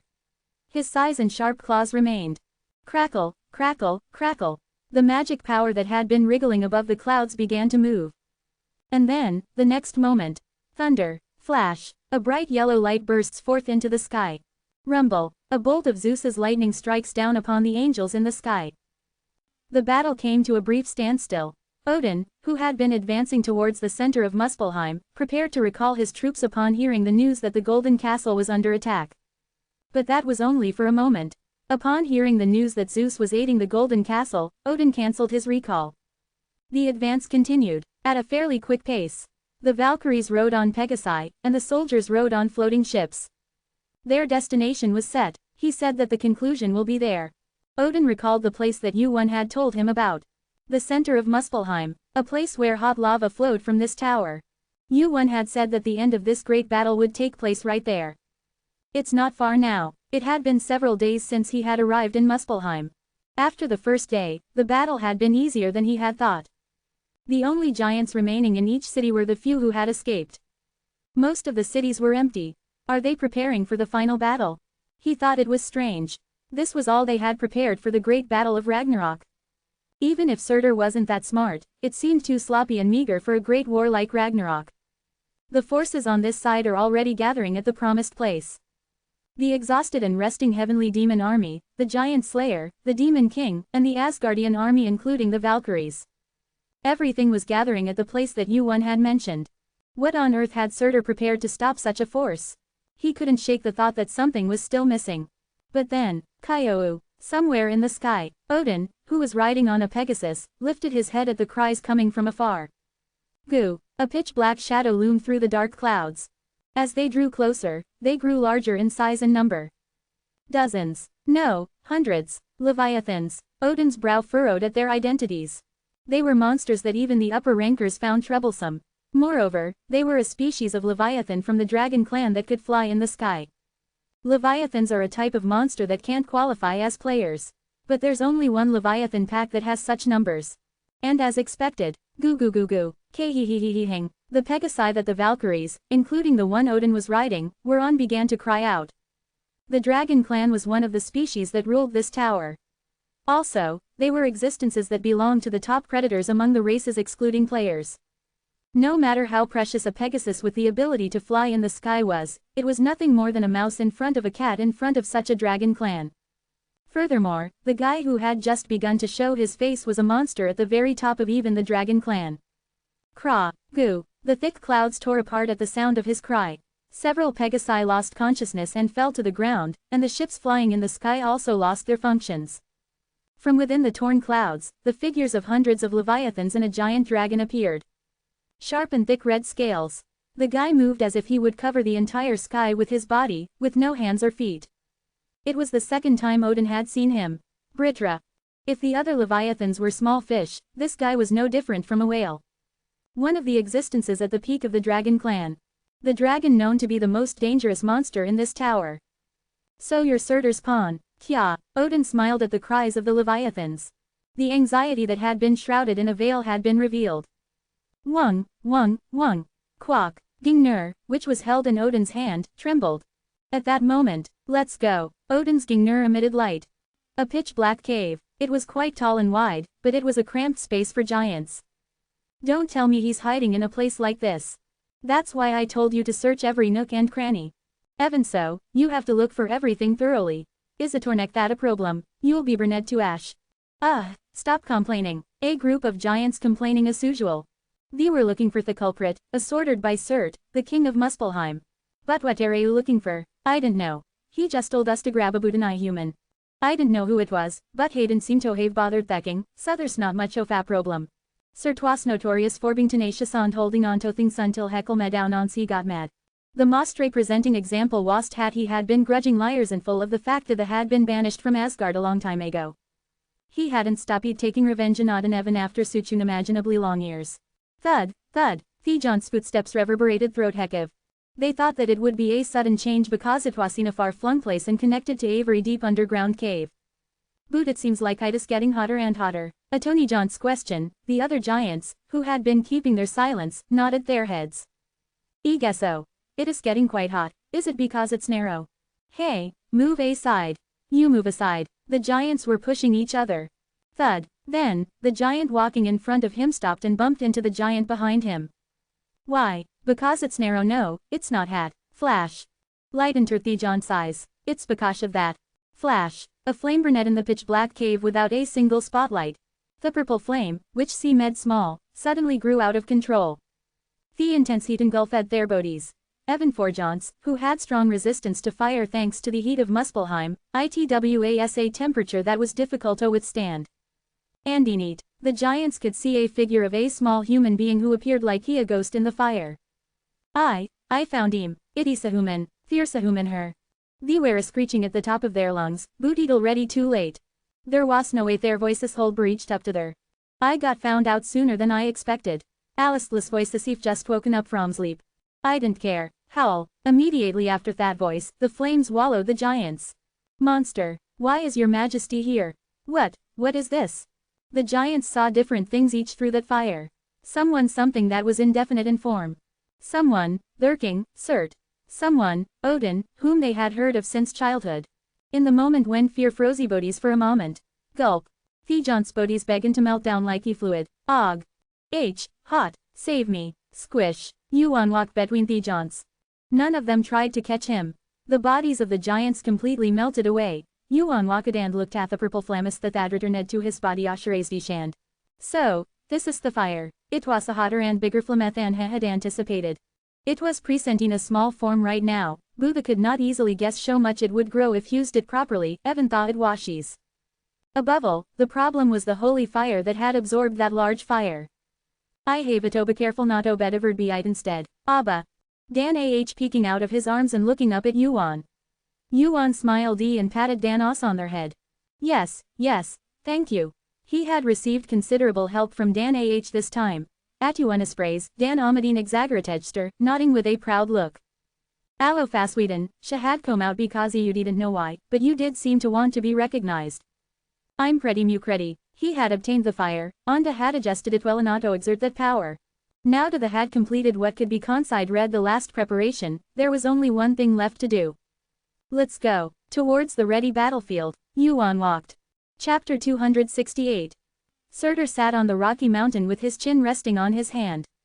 His large frame made the tall mountain seem like a small chair. As soon as he sat down, the rocky mountain instantly transformed into a blazing volcano.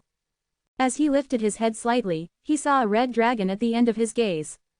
Britra, Surtur's brow furrowed. Why is that guy here? There was no reason for the dragon race to help him. However, there was one thing he could guess. I will tie down Odin's movements for a while. But now, all that remains is Muspelheim's downfall. The foolish chaos. It was that guy's doing. So this is what you meant by buying time. Britra was one of the top dragons. Even Odin wouldn't be able to kill him easily. Furthermore, hundreds of leviathans were more than enough to stop Odin's army. Thud, he felt footsteps from behind. Surtur turned his head while still sitting on the mountain. He felt an unusual presence, and he knew who it was the moment he saw him. It's you. He was a large man who looked like a young giant. A man wearing a lion's skin on his head walked towards him. The one who was arrogantly called the Giant Slayer. Heracles stepped in front of Surtur. I never called myself that. Heracles' gaze flashed under the lion's skin. You guys called me that. In fact, the title, Giant Slayer, was a name created by none other than the giants. And Heracles had killed many giants. Even if it was a title created by a misunderstanding. At this moment, he had to accept the name. That guy did. Heracles' faith in Wu Jin was quite deep. If you live, many times more people will die than in the Gigantomachy. Clank. Heracles gripped the club in his hand. A fearsome magical power began to flow through the ground. The ground beneath his feet caved in, and Heracles' body became heavier. That's why I have to catch you. Gulp, gulp, gigantification. Heracles' body swelled up. Along with the form of a giant, a fearsome magical power filled his body. And at that moment, creepy, Surtur felt a creepy fear without realizing it. But even then, Surtur laughed. So the system had this function as well. This wasn't the fear he felt. It was a fear that was rooted deep in his genes, embedded in the system. The name Giant Slayer had an effect that made even Surtur tremble. Of course, how ridiculous, really, that level of fear was just the right amount of alertness for Surtur. Even so, you're just a guy who barely entered the top 20. Thud, rumble rumble, as Surtur stood up, the rocky mountain collapsed and the ground shook.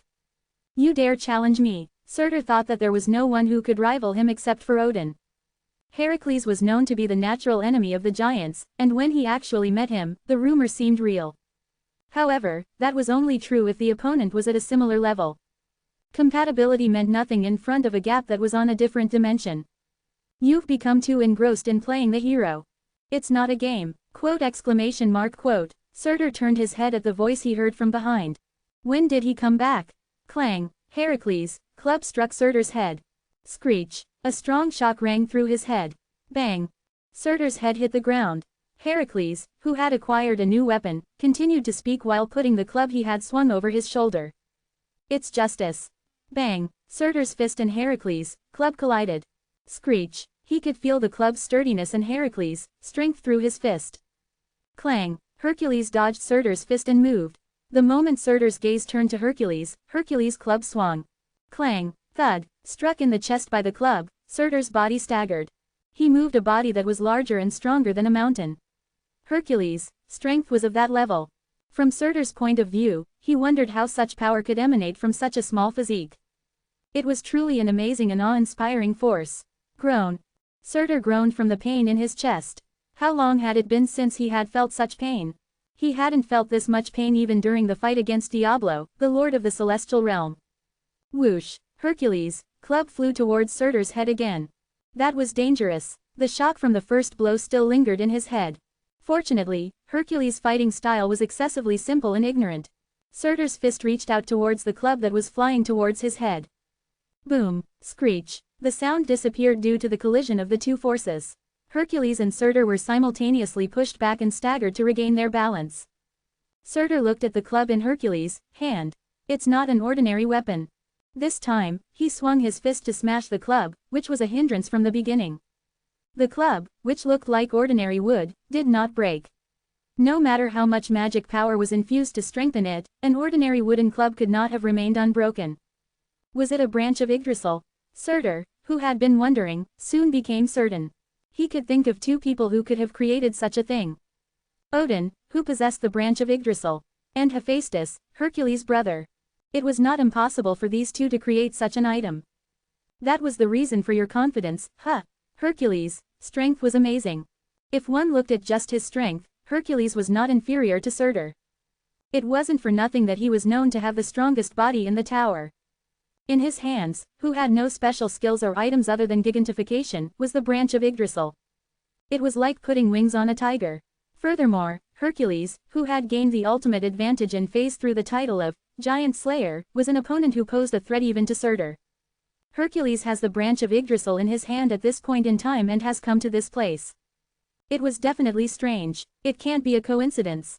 Among the famous sayings of the martial arts world, there was a famous saying that had now spread throughout the tower. There is no such thing as a coincidence in this tower. Everything is a necessity disguised as a coincidence, and it is only the result of someone's manipulation. Moreover, the foolish chaos had said so. Someone has more numbers than me. I didn't think anyone other than you could take the fire. His words, which he had not properly recognized because he had been so excited. However, as time passed, he began to understand the meaning of those words little by little. Glance. Surtur's gaze turned to Britra and Leviathan, who were fighting Odin in the distance. In his own way, the foolish chaos seemed to have prepared to buy time, but they were nothing more than time wasters. Furthermore, Hercules, who had appeared here, was not an easy opponent either. I have no choice but to admit it. Flames erupted from Surtur's body. I don't know who it is, but they played the game incredibly well. The rising flames gathered in Surtur's hands. The flames, which soared to the sky, formed the shape of a giant sword. The flaming sword that cut through the dark clouds in the sky was a representative skill that symbolized Surtur. I'll kill you before Odin gets here. You and he joining forces is exactly what the one who planned this wants. From now on, Surtur would come for real. Now, Surtur will come for real. The flaming sword distorted the atmosphere. Heracles didn't know how to dodge. He had never fought like this before. The flaming sword and Heracles' club clashed. Boom! Screech! Heracles' body was engulfed in flames. Heracles, who had jumped up to Surtur in one breath, was charred black and crashed to the ground. Boom! The ground was dug deep, and Surtur flew towards that spot. Surtur stomped on Heracles' feet, making sure to cut off his breath. Just because of your words. Bang! Bang! Boom! Every time Surtur kicked, the ground shook as if an earthquake had occurred. Surtur trampled on Heracles' sagging body and shouted in an angry voice. What do you think will change? Clack! Surtur's feet stopped. Surtur, who was putting strength into his feet, realized that something was supporting his feet. Creak! The muscles of Heracles, who was crushed under his feet, twitched. He was holding a club in one hand and lifting Surtur's foot with the other. What the hell is this power? He knew he was strong, but this was ridiculous. Heracles, whose body was charred black by Surtur's flames, opened his mouth in a small voice as if muttering. I'm not smart enough to understand all of his thoughts. It wasn't just that he was strong. The moment he held the club made from the branch of Yggdrasil, Heracles' body became completely different from before. That was the power of the item, Yggdrasil. But I'm sure of one thing. Heracles raised his head from under Surtur's feet, his eyes sparkling. In the end, you will lose. Such arrogance. Whoosh! Surtur dropped his foot and grabbed the flaming sword again. The hot flames burned brighter and brighter. As if it had swallowed all the fires in the world, it turned into a temperature that was difficult to even approach. I'll kill you first, and then I'll cut off that pathetic guy's breath soon. Heracles could not be killed by physical attacks. Surtur realized that and was about to swing the flames again when the heart of fire controls the flames. The fire eye gold bell controls the flames. The sacred fire threatens the flames. A message appeared in Surtur's head. And, whoosh, the flames in his hand shook precariously. What? The flaming sword that was shaking didn't pose much of a threat to Heracles even if he swung it. Moreover, even Surtur, who wielded it, was shaken and could not exert his full strength, so the attack was in vain. Surtur turned his head to find the one who had shaken his flames. So did Heracles. I guess you're here. His lips curled into a smirk. And that moment, you were close. Thud, on top of the collapsed rock mountain. Wu Won walked up and greeted Heracles. Are you okay? I'm still alive. Heracles got up from his seat, brushing off the dust and black ash from his body. However, Surtur, who was standing in front of him, hadn't moved since he spotted Wu Won. Flicker, flicker, the purple flames attached to Wu Won's body. The familiar feeling of magical power flowing through his body. At that moment, Surtur realized. That Wu Won was the one who had stolen his fire. Chapter 269. This was the second time he had faced Surtur directly. It was when Ragnarok had ended, and Muspelheim's tyranny had begun. It was during the great chaos in the tower. Back then, that guy must have just swallowed the fire. At that time, Surtur's flames were so intense that even the most powerful high rankers couldn't get close. The old Wu Jin was the same. At that time, Wu Jin was a high ranker within the top 20. But now, it felt a little different. Now, it's not as good as it was then. It wasn't simply because of the difference in his abilities between then and now.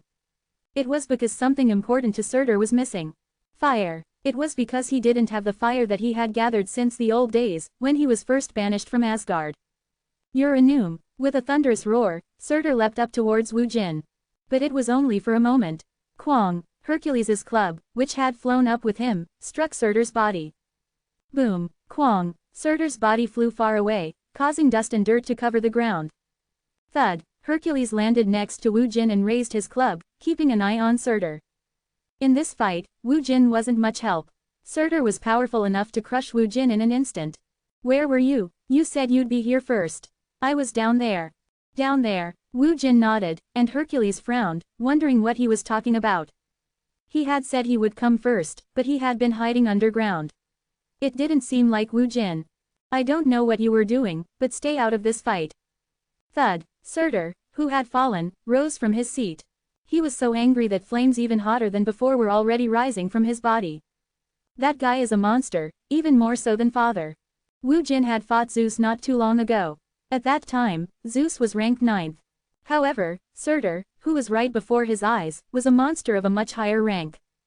Don't be so upset, Wu Jin spoke without taking his eyes off Surtur. I've been running around sweating bullets, trying to catch that guy. Quote. Waak. Flames erupted from Surtur's hands.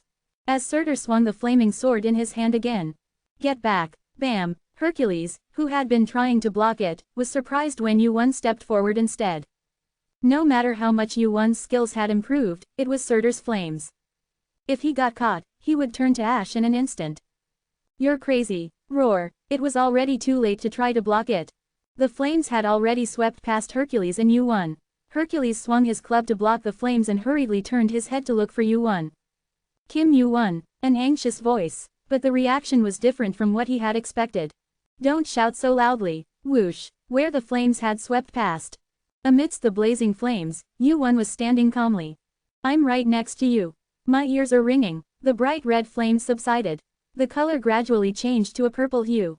The flames that Surtur had wielded had somehow transformed into Yu Won's own and were swirling around him. It was like a will-o'-the-wisp. Yu Won's clothes, which were wrapped in the flames, showed no signs of being singed. Hercules, who had shouted at the top of his lungs with worry, felt his strength give out. He knew he was a remarkable guy, but to think he would even be able to block Surtur's flames. What did you do? It was clear that Yu Won had only recently entered the high ranker level. In fact, he wasn't even a ranker yet. No one would believe that Yu Won had blocked Surtur's flames. I told you, I prepared a lot. Preparation, what? Let's talk about the useless stuff later. Whoosh, Surtur approached with flames rising around his body. They were menacing flames, but Yuwon's reaction was the same as ever. Believe me for now. Okay. A shaky answer. It seemed he still couldn't quite believe it. But he couldn't completely disbelieve it either, given what he had just seen. So Hercules asked, just in case. Can you block those flames? Yuwon thought for a moment and nodded. Probably. Probably. I won't die, anyway. You won't die though. Heracles swung his club behind Surtur. Do you have a trump card? Definitely. Yuwon's lips turned up. Heracles was finally able to shake off the anxiety he had left thanks to that expression.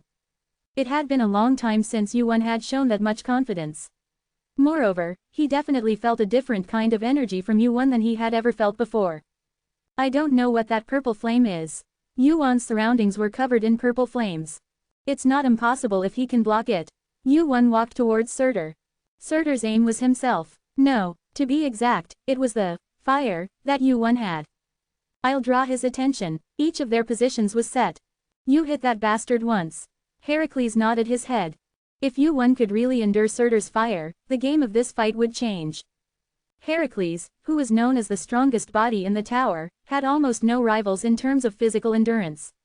In fact, what Heracles hated wasn't Surtur's power, but his fire. I'm counting on you. Strength entered Heracles' legs. Give it up. Surtur's flames created the shape of a demon. The fire grew larger and fiercer according to Surtur's will. As he got angrier, Surtur's fire grew hotter. Soon, Surtur's flames started waving again. But, you still don't know. Yuwon liked Surtur's reaction even more. Uranus's heart resists Surtur's annihilation. Fireproof golden eyes resist Surtur's annihilation. Heart of fire resists Surtur's annihilation. Holy fire resists Surtur's annihilation. Holy fire devours Surtur's annihilation. You have high resistance to fire attributes. Most of the resistance is successful. Quote exclamation mark quote. Surtur looked surprised as his flames were blocked. He had an opponent who could block his flames head-on. Yuwon looked up at Surtur as he walked through the flames Surtur swung. The fire you have won't work anymore. And at that moment, behind Surtur, Hercules brandished his club. Watch out for his tail. Aim for the head. From the movement, you can twine over him with power anyway. The injured here, move the injured first. The war between Asgard and the dragons. Numerous rankers and players struggled against Leviathan. The Leviathans were all beings with power at the upper ranker level. Furthermore, the flying Leviathans were troublesome opponents 7 for the Asgardian army. And there were hundreds of such Leviathans. Asgard realized they knew how great the power of the dragons was. 1. Flash. Pew. The Ru are strong beings in Asgard besides Odin. Gasp. The Leviathan's body was cut in half with a bright yellow flash. The Asgardian soldiers, who had paused briefly at that clean cut, cheered. Balder, Balder, Balder, we have Balder, the high ranker of Asgard, known for his swordsmanship that was like light. Balder commanded the battlefield. Form teams with at least 5 or more specialists. Select your positions and do see wide area of the battlefield. Balder moved the busiest. Every time his sword moved, Leviathans fell to pieces and crashed to the ground. Such was the real strength of the Topranker. The existence of just one person could change the flow of the battlefield. However, even Balder could not intervene in this fight. Father. Rumble, gurgle, 2 beings were fighting in the clouds. They had put as much distance as they could between themselves and the Asgardian army in order not to cause any damage. If they had not, the Asgardian soldiers would already have been reduced to ashes by their fight. Kya, Heracles, which could be heard from time to time, sent chills down his spine. It was a type of magical power that ordinary could not feel. Britra, I didn't know why you were siding with him as Spellheim. Butha's breath had the power to evaporate 2 or 3 cities in Astant. Odin was fighting to protect these guardian army from Britra's breath attack. Father will win in the end, but the problem is time. Thud, over there, Surtur was fighting. Odin had to be there. Only Odin could stop Surtur. But, Balder's gaze turned away for a moment. Far away, Surtur was moving violently. Flames that reached the sky and the sound of footsteps that shook the ground. It meant that the battle was quite fierce. Who was fighting there? Surtur was one of the strongest beings in this tower. Odin also said that he was the only one in Asgard who could face him. The peak of a race was such an existence. The power of an individual could lead several worlds to ruin. But he, someone like that, was fighting someone other than Odin. I don't know who it is, but they won't be able to hold on for long. My father needs to join the battle quickly. Balder looked up and watched Odin and Britra's battle. Qua, Odin's Gingnir blocked Britra's breath. Not only did he block it, but Odin also deflected it upwards. Soon, a huge magic circle appeared above the clouds. A giant ice spear that countered the flames flew towards Britra, and Britra's tail swung towards it. Qua-cha-cha-cha, the ice spear shattered into pieces. The shards of ice fell to the ground, and the two of them clashed again. Jorung, Balder continued to look up at Odin and Britra's battle. Balder was standing still in the air as if he had lost his mind. A Valkyrie approached him as he was like that. Lord Balder, are you okay? In this battle, Balder had moved more fiercely than anyone else. He had spared no skill, so he had to get tired quickly. If you are tired, please rest for a while. Here, leave it to us. It's done now. Yes. The Valkyrie made a puzzled expression at Balder's answer. The battle was still in full swing, but he said it was over now. The Valkyrie followed Balder's gaze. He was not looking at Odin and Britra's battle. Soon, in the clouds, he will come. Balder smiled brightly as he looked into it. And soon, grow. In the clouds where Odin and Britra were fighting, a voice filled with magic power rang out. Yo-ui, Chapter 270. It was the moment Odin was about to throw Gingnir. Expand. A voice came from somewhere. Odin turned his head, surprised by the sudden flow of magic, so was Britra. Yui. Thwack. Boom. Britra's jaw, which was about to breathe, rose. Britra's flapping wings staggered, and a man with long white hair appeared at the end of the huge peak. Wolseg. Zheqian de Seong, why is the author here? With a face full of questions, Odin, Son Goku said with a proud face. Don't be so touched. What's the big deal? I'll raise my shoulders later. Flutter. Hot heat gathered in Britra's mouth. It's coming again. Wung. A tall man jumps towards the breath. Soon, the man wielded the blue fan in his hand with all his might. Palm leaf fan. Puaik. The huge air pressure pushed out the hot heat. Odin recognized the man's identity from the familiar item and technique. You must be Pyeongcheon Dizong. The huge blue fan in Wuma Wang's hand. It was an item that symbolized Pyeongcheon Dizong, just like Son Goku's Rui Bang. Palm leaf fan. An item that creates typhoons and controls the weather with a single fan. Wuma Wang had destroyed heaven and regained all his items. Why are those two here? Zheqian de Seong and Pyeongcheon de Seong. They are not blood related, but they are known to be closer than real brothers. Brothers who devastated the huge guild Cheon Gai. At the appearance of the two, Britra also hesitated for a moment. As Britra's movement stopped for a moment, Wuma Wang looked back at Odin. Long time no see, Odin. Kahihihing. Odin's horse screamed in terror. Even with Britra alone, it was difficult for the horse to stand still. With the addition of Son Goku and Wuma Wang, he seemed completely terrified. Yeah, it's been a long time. Odin and Wuma Wang. The two had met a long time ago when they were subjugating Uranus. Of course, they were not close enough to have a personal relationship, but they were well aware of each other's abilities. Greetings for a moment. Did you call them too, Kim Yu-won? Odin realized that all of this situation was created by one person. Kim Yu-won. He was the one who called him to Muspelheim, and Surt returned here. And Zeus was used to block heaven. It was all done by one person. Then, these two were likely to be the same. As expected. Yes. Wuma Wang nodded and looked at Britra. The ones who attacked Muspelheim were the Demon King and the Dragon Clan. Now, the Demon King and Heaven are on the opposite side, but... Wuma Wang looked at Britra. The dragons are a much bigger headache. The power of the dragons is strong. Not only Britra, but there were some among the dragons who could be compared to the top high rankers. Were there other dragons? Fafnir. Fafnir also participated in this fight. Narrowing the gap. If even Fafnir had joined the war, it could no longer be seen as Britra's intervention alone. Intervention of the entire dragon clan. In fact, it should be seen that the giants, demons, and dragons joined hands. The scale of Ragnarok is bigger than I thought. Odin was confident that he had lived in a big world. In fact, he had raised and ruled one of the largest guilds in this tower. However, even Odin had never experienced a war of this magnitude. If Yu-won had not appeared and brought forward this fight, how much bigger would the fight have been? Now, he seemed to know why Yu-won came to him and said that he had to start Ragnarok. What happened to Fafnir? I chased him away. Luckily, I could talk to him. You chased him away. This isn't the time to worry about that. Cutting Odin off, the Monkey King looked at Britra. Before they knew it, Britra had bared his teeth again and was gathering breath in his mouth. The battle was still in full swing, and now it was their turn to continue the fight. Moreover, this fight wasn't going to end in just one place. Go to the rally point. Your job is there. Odin made an ambiguous expression at the Monkey King's words.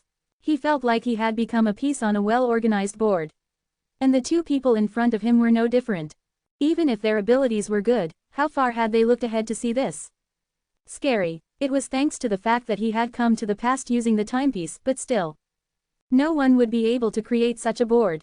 Time flowed equally for everyone, and even if it was turned back, there were few who could change the future. That was a fact that Odin knew better than anyone, as he had been thinking and researching time for a long time. Then what about U1? Gigantomachia, three-eyed beings, celestial war, Ragnarok. He changed the tower by solving small and large incidents one by one. Why on earth? At first, he thought it was just a result of the timepiece created by his future self, but I need to know. Curiosity for a moment, Odin soon realized what he had to do now and grabbed the reins of his horse. Then I'm sorry, but I'll leave it to you.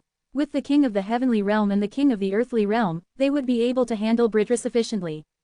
For now, he had to defeat Surtur, the mastermind of this incident, first.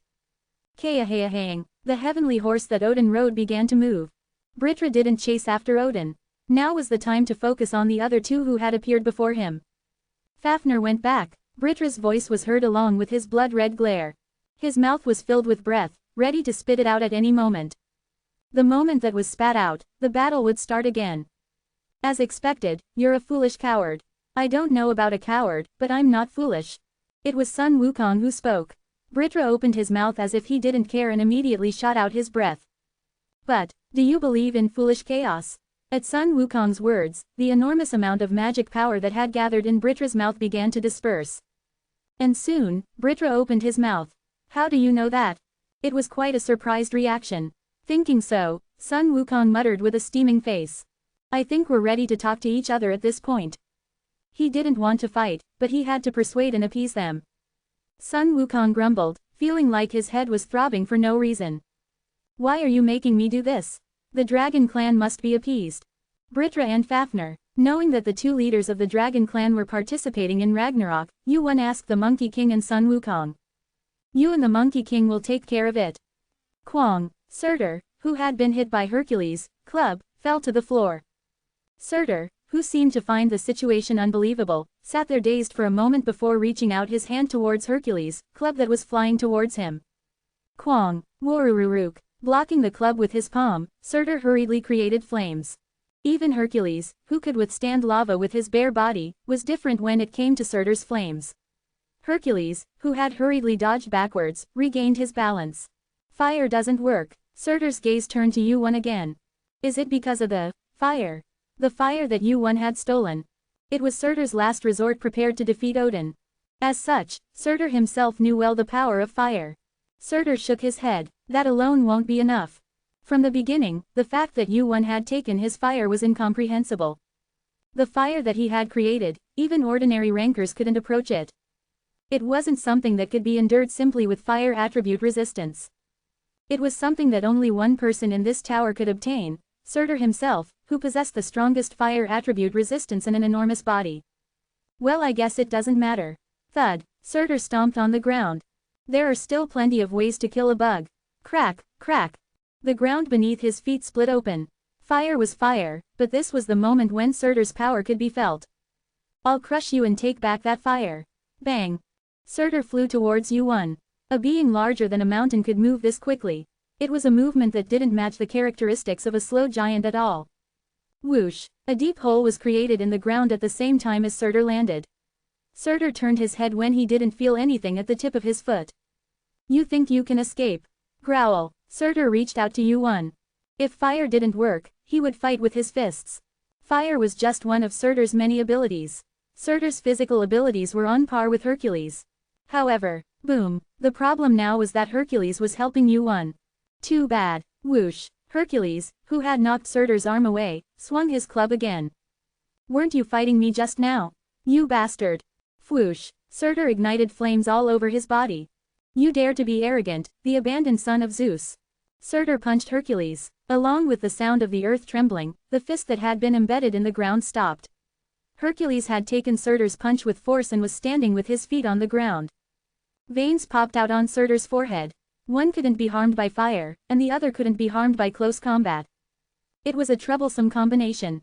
And the one who had devised that combination Yuan looked at Hercules, who was withstanding Surtur's power. He'll be able to endure it. Fortunately, his prediction wasn't wrong. That was why he had given Hercules the branch of Yggdrasil.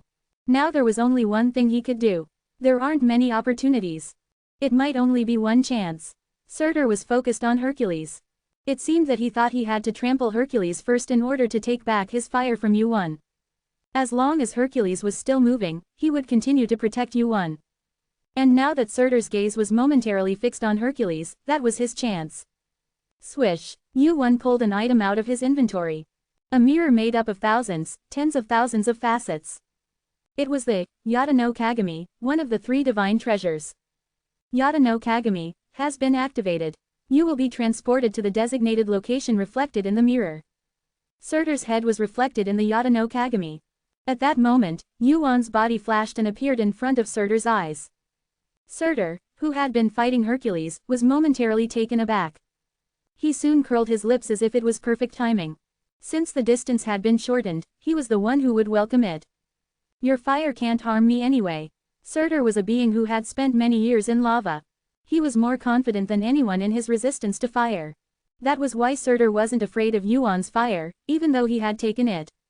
But, stab, Yuan was aiming for Surtur's eye from the beginning. Do you know how much moisture is in your eyes? Whoosh. A purple flame began to burn through the pupil of Surtur's eye that Yuan had touched. If you don't know, you'll probably find out soon. Chapter 271. His eyes felt hot, moisture boiled. The heat was unbearable even for Surtur, who couldn't remember when he had last felt heat. The rapidly heated moisture soon began to boil.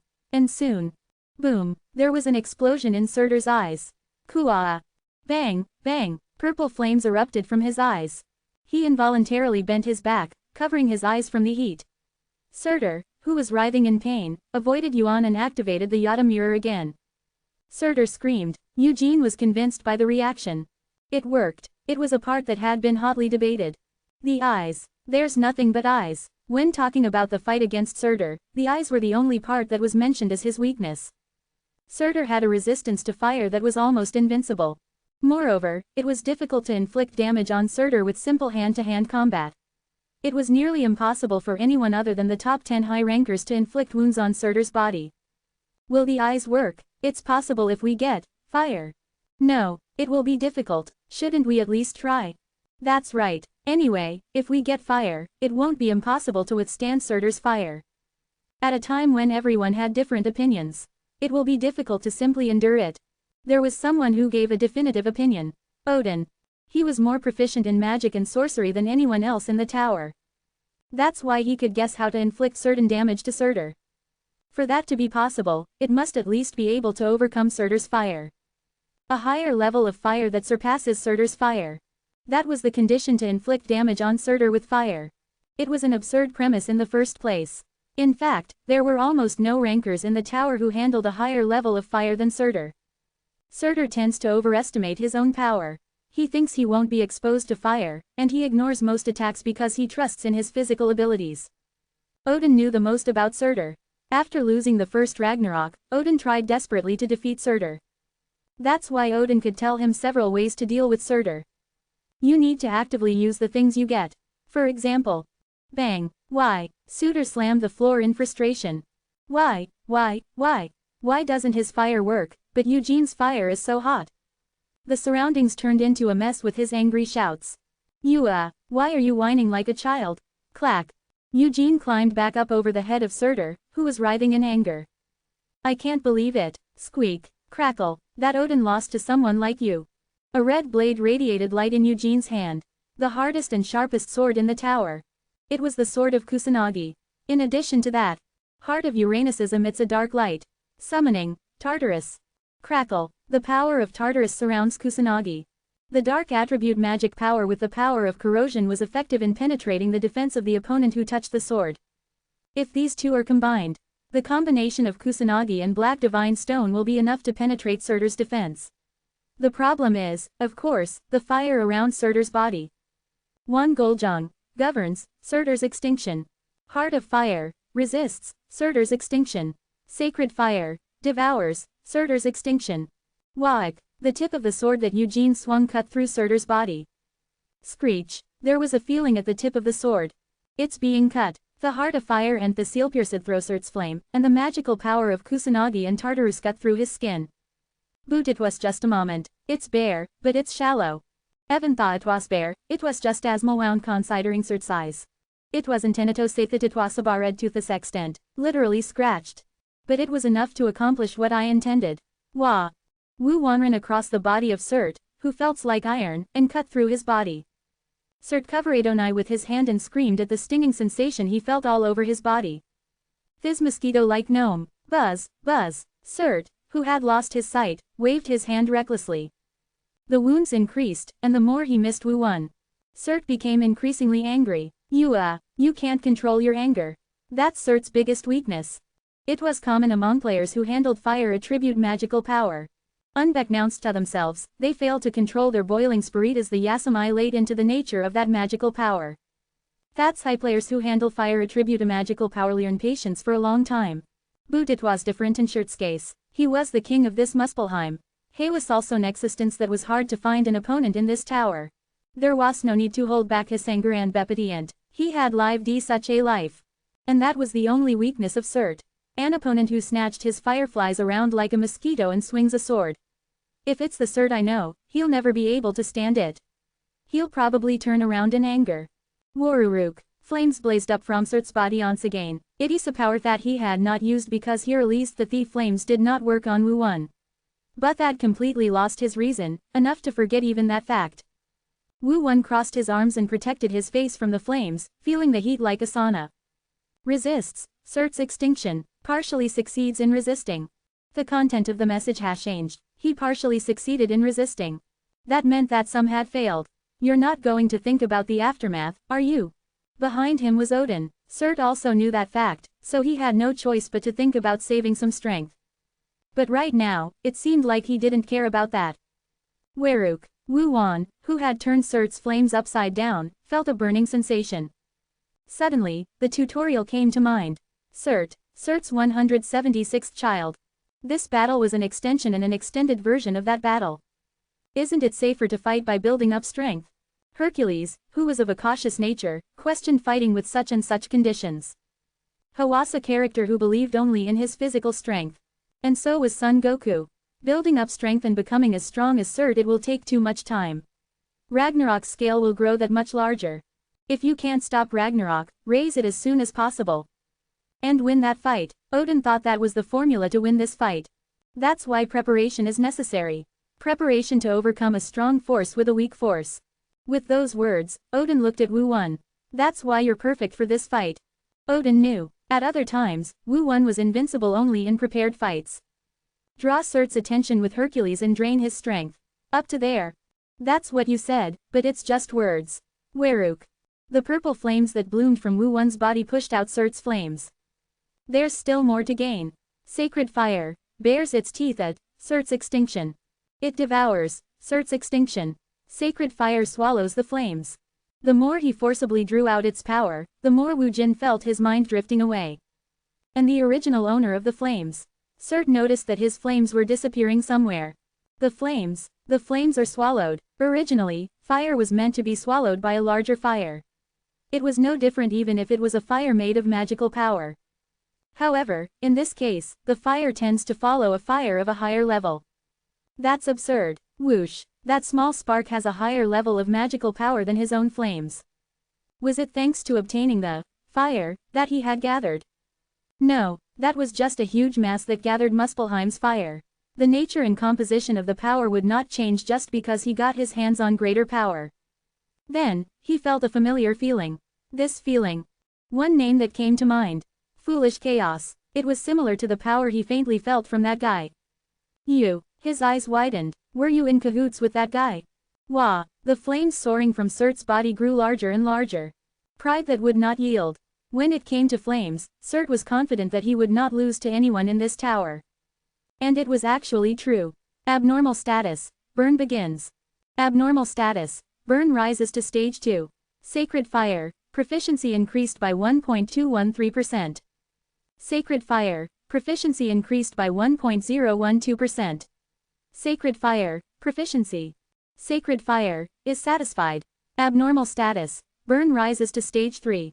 Heart of fire, is full. Abnormal status, burn. Messages appeared one after another. Hee hee, ha ha hey hey.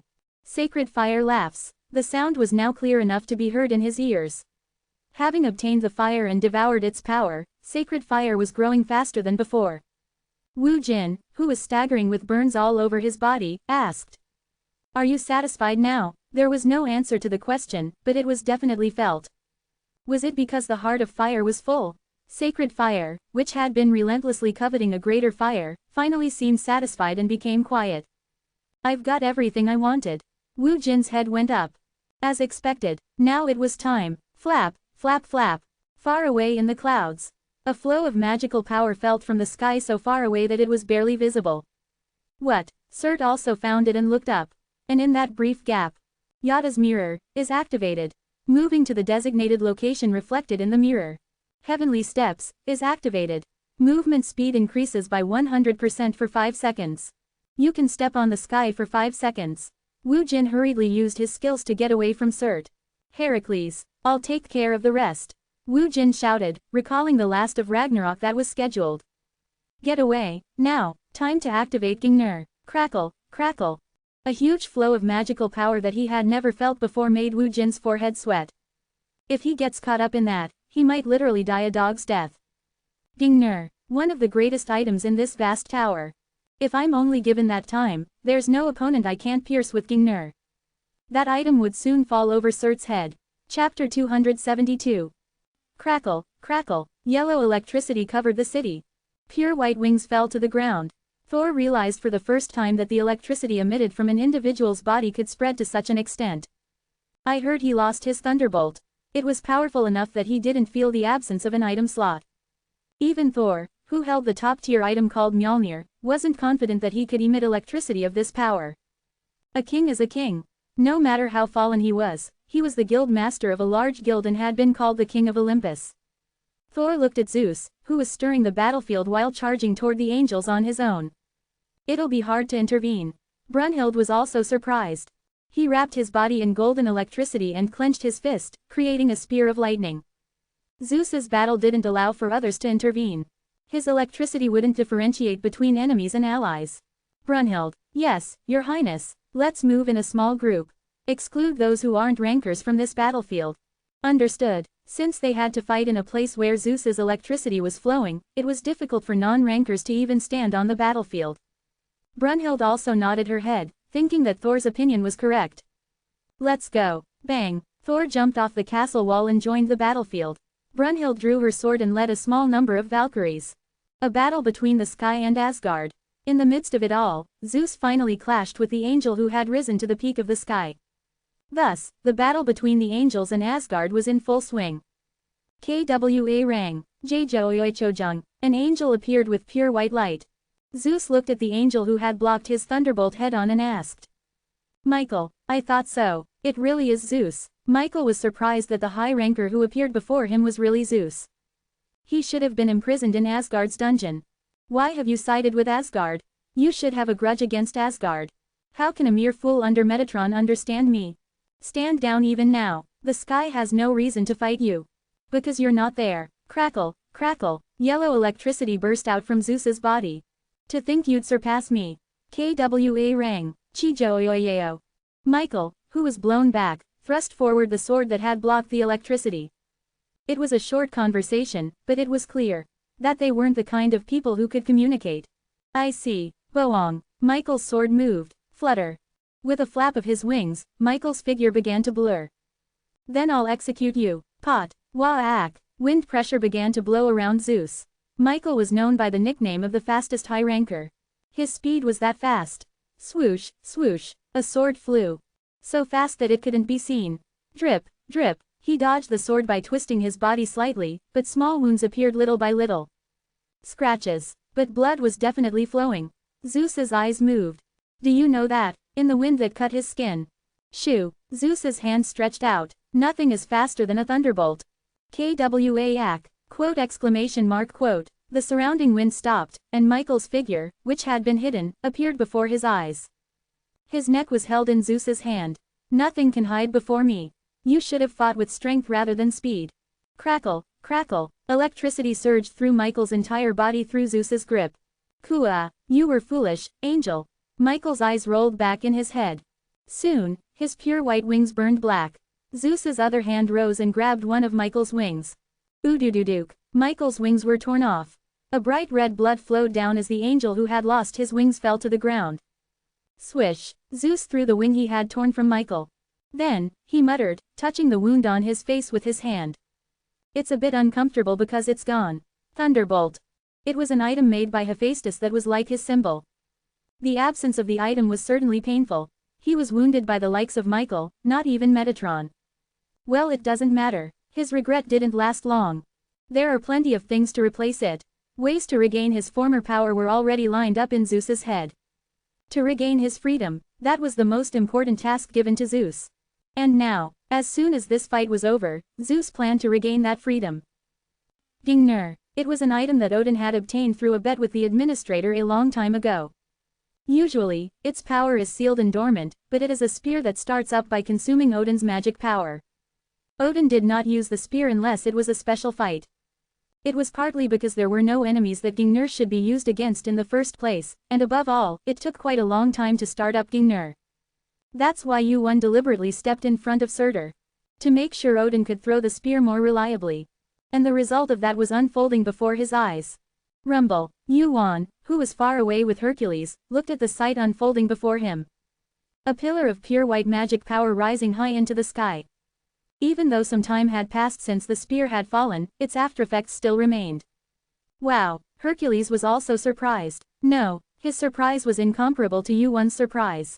Unlike Yu-Won, who had seen Gingnir start up several times, it was the first time he had seen Gingnir. As that Gingnir, in the pillar that soared up once, a scale of magic power that he had never felt before was felt. Even though he had run quite a distance, Hercules's body still had wounds from it. He didn't get hit directly by the spear, but he got hurt just by getting caught up in it. It's a disaster. It was great that he had injured his own solid body, but he couldn't imagine how powerful it would be if he was hit head-on. However, it's not fully operational yet. Yu-Won added to Hercules' surprise. That's not even half of it. Hercules made a look of disbelief as if it were absurd. It was hard to believe that there was an item with that much power, but it was equally hard to believe that there was an item that even Odin couldn't use. I don't believe it. Creepy, creepy. Yu-Won was more frightened by the Gingnir that Odin would start up in the future than the Gingnir in front of him now. Compared to that time, the Gingnir that was currently activated in front of him was nothing. Gingnir is a giant mass of magic power in the form of a spear. That was Odin's explanation of Gingnir, which he handled directly. Items given the power of the administrators have their power infinitely amplified depending on the user's ability. Where does Gingnir end? Not even Odin, the master of Gingnir, knew. It was an item with such infinite power. The evaluation of Gingnir was also the highest among Yu-Won's colleagues. That guy is a pure item nut. Sun Ogong, who had fought Odin and eventually lost. I'd be in danger too if I got pierced by that spear. Hercules, who was surprised by the activation of Gingnir. That's not something that can be understood within the category of weapons. Like my father's thunderbolt, it's made of special materials. I'd like to take it apart and have a look. Hephaestus, who was curious about Gingnir. Everyone's remarks were around, but their common evaluation was one. If items like Gingnir were just two more, the fight with Outer would have been much more comfortable. Whirl. Wu-Won looked at Heracles Club that was gazing at Gingnir with Houthizamend. An item created by Hephaestus using the branch of the Yggdrasil. Although it was slightly different, that item was not an ordinary item. The weapon you have a salsa like that, what do you mean? You're not using it properly yet. This, as if what did that mean? Heracles looked puzzled and swung the club hand in the air. The club seemed to be a weapon that was simply held and swung. How was she supposed to use this? Heracles waited for Wu-Won's next words, but Wu-Won remained silent. No, he couldn't answer. I don't know much either. The way of the club can only be known by those who have used it. Wu-Won had never used a club and was not strong like Heracles. From the beginning, the reason Wu-Won had given him the branch of the Yggdrasil was because it was an item that Heracles had handled. Even more, I'd rather not tell him even if I knew. The way of the item isn't something that someone teaches, but something that one has to realize on their own. From the moment someone is taught, they can become entangled in the teachings and become rigid. Heracles should just gotten his weapon. From now on, ITWA's entirely UP to Heracles to become familiar with the item and handle it. And that is. Wu Wan raised his hand and looked at the Guntleton Hishand. The Heart of Uranus. A great ranked item imbued with the power of the great ranker, created by the fusion of the three gods of Olympus. This will be the same. Strength and items tend to change in value depending on the owner. The Heart of Uranus was the same. Wu Wan knew the value of his strength and the items he possessed. No matter how rapidly his abilities were increasing, it was still impossible for him to handle the power of the Heart of Uranus. He was still lacking. He knew it for sure when he saw the Gingnur in front of him. He still couldn't handle this item properly. Goo. The pillars of magical power that had soared high into the sky gradually faded. It's over. Heracles was convinced. No cert, no matter how, could survive after being hit hard like that. That would be the same for everyone in this tower. However, if it was going to end this easily, there wouldn't have been such a fuss. Odin wouldn't have been worrying about it either. Surtur was not weak enough to die from a single blow of Gingnur. Surtur gets stronger as he gets angrier and more wounded. Odin wasn't just a pacifist for keeping his peace. Thud. A dull sound was heard from where Gingnur had fallen. A wounded beast is the scariest. And Surtur was the king who was called the strongest among those beasts. To kill Surtur, you have to give up your own life. In the deep pit where it was difficult to gauge the depth, Surtur's hand stretched out. Soon, Surtur, who had risen back to the ground, raised his head, his whole body covered in fresh red blood. You've come. Bloodshot eyes. The steam of fresh red blood evaporated by the flames burning all over his body. Sizzle. Surtur. He looked up at Odin, who was riding a Pegasus and flying in the sky, with a grin on his face. This moment has finally come. Meeting Odin. It was the moment that Surtur had been waiting and longing for so long. Thud. Surtur spread his arms wide. With his white teeth bared and a white smile, Surtur shouted. It is the destruction of Asgard, Odin. Chapter 273. Yu Wan still had a lot to do. The world shook. The ground shook without stopping. There was the feeling of many presences along with the hot, burning air. They're coming. The bow. Yu Wan could tell what this phenomenon meant through the vibrating ground. The sons of Muspel, the ruler of Muspelheim, Surtur. The 300 Surtur's bloodlines that he had been preparing for Ragnarok, along with the many giants. They started moving at Surtur's cry. So they've finally moved. The giants who had heard the cry would soon advance towards Asgard.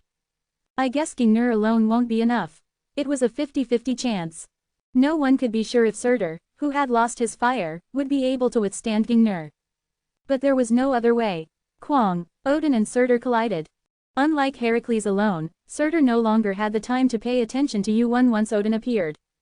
Goo goo goo goo. Gik. Yu Wan's feet were pushed back due to the collision of the two. The aftermath of the collision of the two was so great that he had to brace himself to stand, and Yu Wan's physical condition wasn't very good either. What a mess. In the end, the sons of Muspel had moved. The giants who moved towards Asgard would soon turn the many worlds into chaos. I guess I couldn't stop it in the end. A hollow voice came out of Heracles' mouth. He had tried so hard to prevent this moment. To prevent the disaster that was supposed to happen, he had no choice but to catch Surtur. But in the end, he failed to catch Surtur, and the fight between Odin and Surtur had begun. It was impossible to know how long the fight between the two would last. It could be a few days, or it could be a few months. Or, like the fight between the two that had happened in the old Asgard, it might never end. Kwang. Odin and Surtur collided. Even though Surtur was bleeding profusely, he moved much faster than before. Every time he fell to the ground, the world shook as if the sky was about to collapse. Odin moved his hand to bind Surtur's body with magic and took the force head-on. Is this Ragnarok? Heracles, who was watching the fight, could only be amazed. He had also been called a giant slayer and had met many high rankers. He was born and raised in the great sea called Olympus, and he had even fought with Zeus. But the fight between the top 10 high rankers was on a different level. Moreover, Odin and Surtur were among the top-ranking beings even among such high rankers. That fight was the main body of Ragnarok. It's a bit too early to say that. Ragnarok had only just begun. The sons of Muspel, who had caused the greatest damage to the tower, were also moving, believing in Surtur, their spiritual leader. Now that the order had just been given. Just as the order was given. You and Asgard drive me crazy. Yu Wan still had the same thing to do. We just have to hurry up and take care of Surtur. Then everything else will stop. Is there a way? Zerung. Cheek. The sky split open. It was a different sight than just the clouds parting. The spaces separated and moved away in different directions. It was Odin's magic. Surtur breathed fire to avoid being caught in it. It was a truly ridiculous fight. I don't think I have a place to interfere in that fight. Even if it was Heracles, there was no room for Yuan to interfere in that fight. Not only was he not in good physical condition, but if he were to get caught in a battlefield with Surtur's fire and Odin's magic added to it, he wouldn't be able to save his life. To help Odin in that fight, he needed to be at least able to withstand Odin's magic with his body. But that doesn't mean there's no way. Really? Heracles' ears perked up and he nodded his head. He knew from his experience that Yuan was not the type to talk idly. That meant there really was another way. Then please. Chuck. Heracles put strength back into the club he was holding and looked at Surtur, who was fighting Odin. I'll fight my own way. He had to take down Surtur as soon as possible. He was about to move in a hurry when he thought of that. Where are you going? Yuan grabbed Heracles. Follow me. You have something to do. Pazuzuzu. The ground turned upside down as Odin fell down. Odin, who had put magical power into his feet to reduce the shock, raised his head. He couldn't see the sky.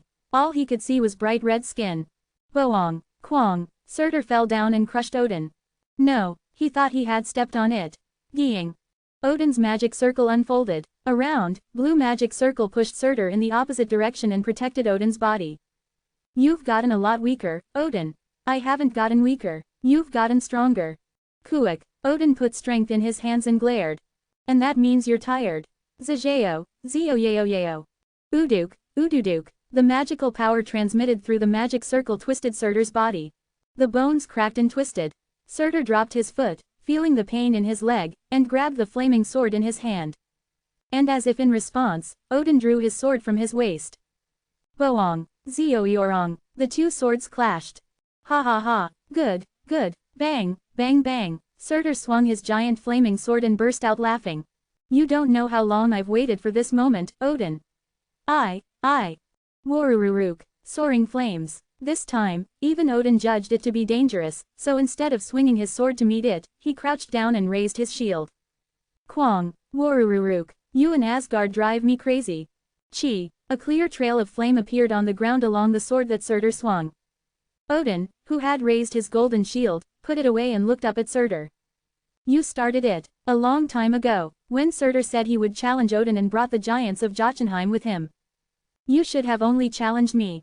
Odin was furious at Surtur's actions. Not just because he had betrayed him. Rebellion.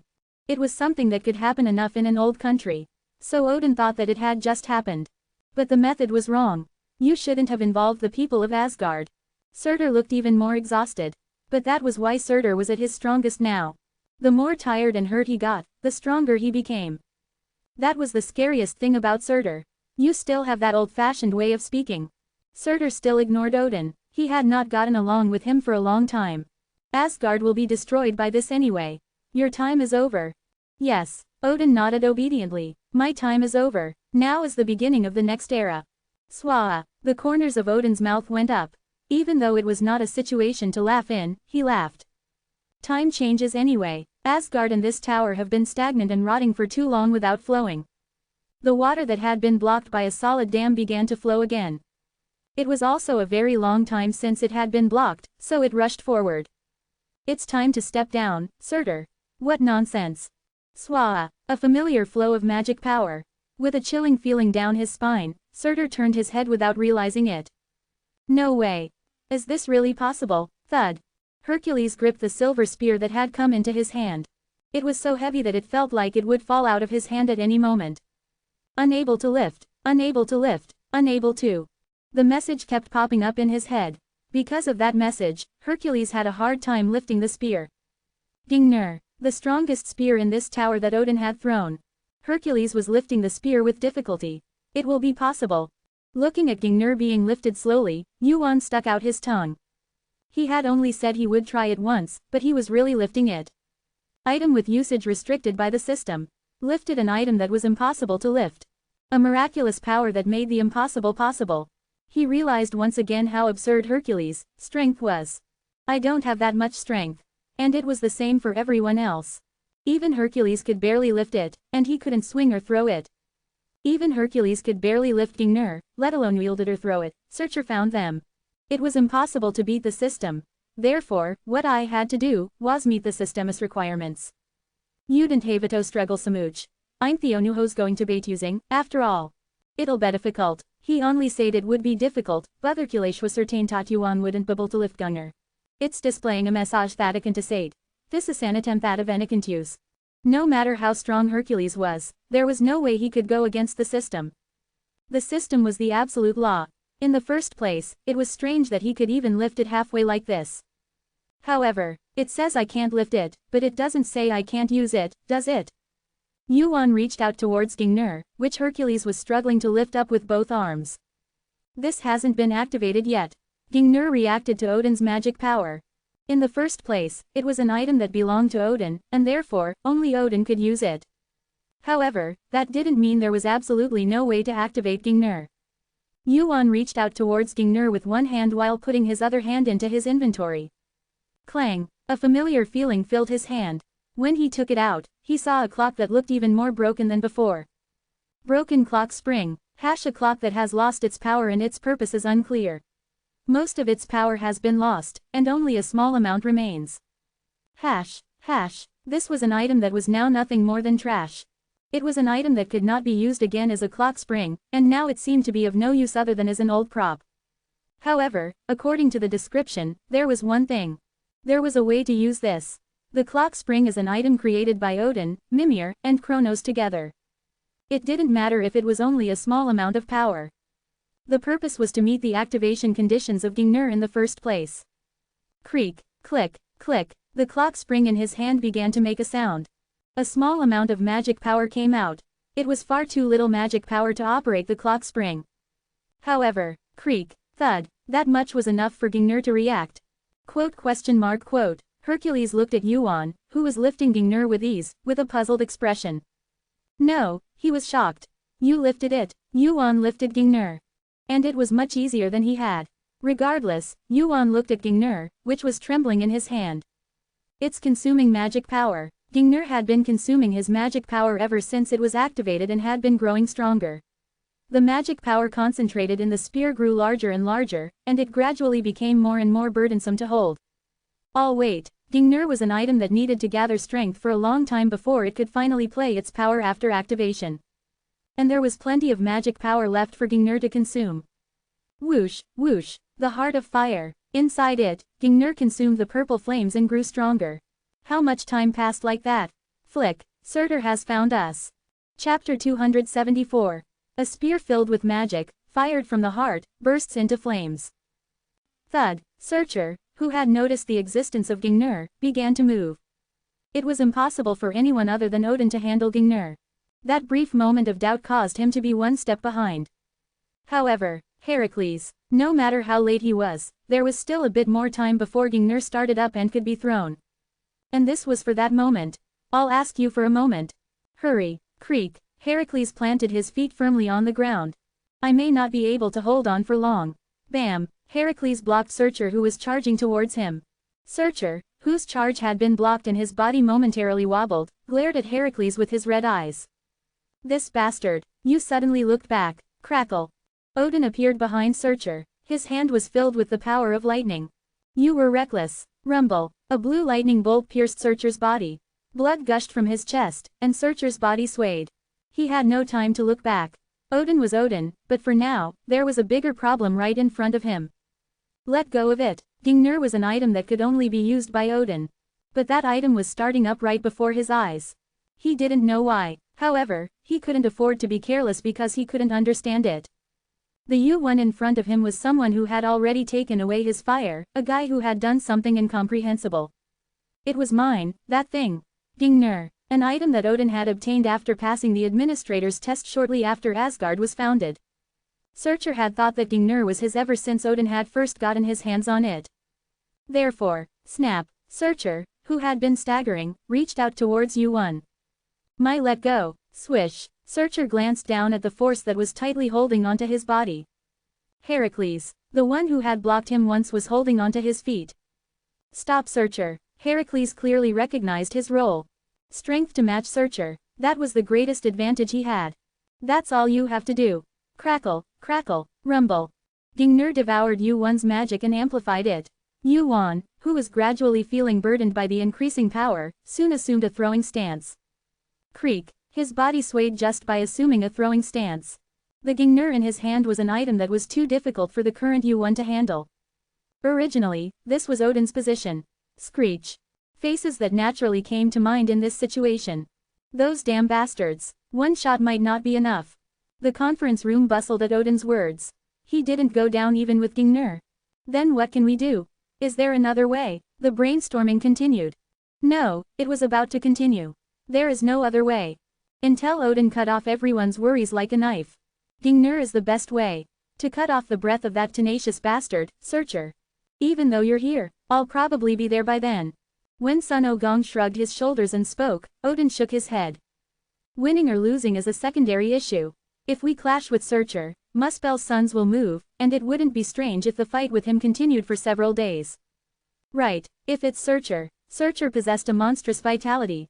One could tell just by the fact that the fight between Odin and Searcher in the past had never ended conclusively. Perhaps in the meantime, Muspel's sons would turn the tower into a sea of blood. That's why it has to be Gingnir. Because that's the fastest and surest way to cut off his breath. Weren't you talking about the case where Gingnir doesn't work? That's why it's one shot. If one shot doesn't work, then 2 shots will do. However, Gingnir was an item that could only be thrown once a day.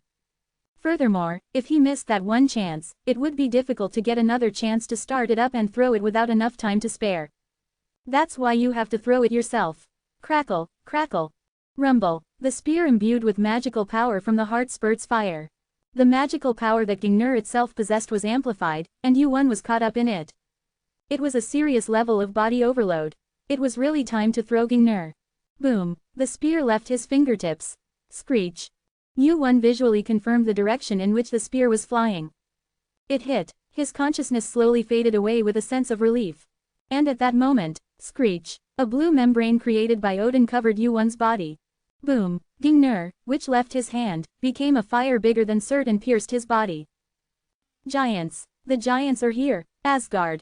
The richest and most prosperous guild and country in this tower. The long-awaited disaster had finally arrived. Thud. Giants with burning bodies crossed the Asgard city walls. The demonic giants tore down the walls with their bare hands and turned their cities into a sea of fire. Get ready for defense. Where are the rankers? Where are the rankers? The chaos didn't last long. The giants who had been advancing while breaking down the walls hesitated. And at that moment, similar things happened in various places. The giants have stopped. Brunhilde turned her head at the cry of a Valkyrie. A group of giants approaching from afar. They hesitated. There was only one reason to think of. Surt, is he dead? The sons of Muspelheim followed Surt as their father and god. The demonic giants were beings who could throw away their lives like a piece of paper if ordered. Did father do it? Thor also felt the strangeness. He muttered strangely, pressing his temples with one hand. This fast, when he was a rookie who hadn't become a ranker yet, Odin and Surt fought for a very long time in Asgard. A fight without a conclusion. The fight was so vividly remembered in his head that Thor still shivered at the thought of Surt. But Surt had been defeated so quickly. He couldn't imagine what had happened. Boom. Zeus's thunderbolt fell on the battlefield once again. The angels of heaven were struggling to defeat one of them. It was already difficult enough, but other support had arrived. That's the Demon King. Coo goo goo. Far away, a red wave was rushing in from a different direction than the giants. The Demon King's rankers and players had arrived. Fortunately, it ended early. A chaotic battlefield. However, thanks to Zeus's intervention, the Golden Castle was able to end the fight early. Now, all that remained was to clean up the battlefield. Swish. He felt like he had woken up quite early. The reason was that he could tell right away, even though his mind wasn't clear. You woke up early. A familiar voice. His blurry vision gradually returned. His body was still limp from overload, and he couldn't get up yet. Odin. He was looking down at Yuan. Lie down a little longer. Your body will recover in an hour or two. How long have I been out? Yuan frowned and put his arm on the floor. As he tried to force his body to get up, his whole body screamed for mercy. Odin clicked his tongue at Yuan's harsh appearance. Stubborn. Wung. A blue magical membrane covered the surroundings. Swish, swish. It healed Yuan's wounds and revitalized his body. Despite being a fairly deep wound, the recovery rate was considerable. You suffered a lot. Yeah, Heracles and I suffered a lot. You did something without being told. So, what about Heracles? At that question, Odin realized why Yuan was trying to get up like this. Odin nodded and pointed to one side. Behind Yuan, there was a muscular mass lying on the floor. He hasn't woken up yet. Heracles had grabbed Surt until the end and was caught up in Gungnir together. Although it may not have hit Surtur directly like Gungnir, the damage will not be small. Don't worry, you're in better condition than you are. But why? Because your condition was so bad, I treated you first. That guy will probably be able to recover on his own if left alone. Odin glanced at Heracles and shook his head with a tired face. He must be a monster. Even Odin knew how strong Heracles was. And the person who knew better than Odin was Yuan. He trusted it and asked for it, and thankfully, he endured it. Nevertheless, his heart ached. How long has it been since I've seen that guy spread out like that? It wasn't for nothing that Heracles was known to have the strongest physique in the tower. His stamina had continued to rise in the rankings since Surtur's death, and he had reached a point where he had no more rivals. Even Son Goku would find it difficult to injure Heracles' body without putting in a considerable amount of effort. Then Surtur. If Heracles, who hadn't been hit by Gungnir directly, was in such a state, what would have happened to Surtur? The answer to the question was something he could tell without even asking. Yuan turned his head and found a giant towering like a mountain in the sky. A giant with a huge hole in his chest, frozen in place. He's dead. At Odin's definitive answer, the strength that had been in Yuan's body relaxed again. He thought that he would not move even after reaching that state, but it was really fortunate. Is this the end? If this is the case, is there something else next? When Odin asked about the murmur that came out unconsciously, Yuan nodded his head while lying on the ground. There is. What the hell happened where you were? Later. I'm a little tired now. It was better for as many people as possible to not know about the story outside the tower yet. It was even more so for those like Odin who had many eyes and ears. Still, it was fortunate. Ragnarok, which was considered a big hurdle, was resolved like this. Now next is Armageddon. Yuan shook his head at the thoughts that came to mind right away. They were useless thoughts anyway. With Ragnarok's failure, the foolish chaos would have been hit hard, and Armageddon was an event that still had plenty of time left. For now, sleepiness gradually came over him as the tension subsided. Since the beginning of Ragnarok, I couldn't remember when I last slept comfortably. Let's rest for a bit. The war between Muspelheim and Asgard. Battle of Heaven and the Demon King. Intervention of the Dragon Clan. Each and every one of them was news that could shake the tower. Hurry up and post a breaking news. Surtur is dead, dead. Hurry. What are we going to do about the battle between the Demon King and Heaven? We need to post a news article right now, asking for water. What's the title of the article? Michael is seriously injured. Outbreak of the Heavenly Horse War.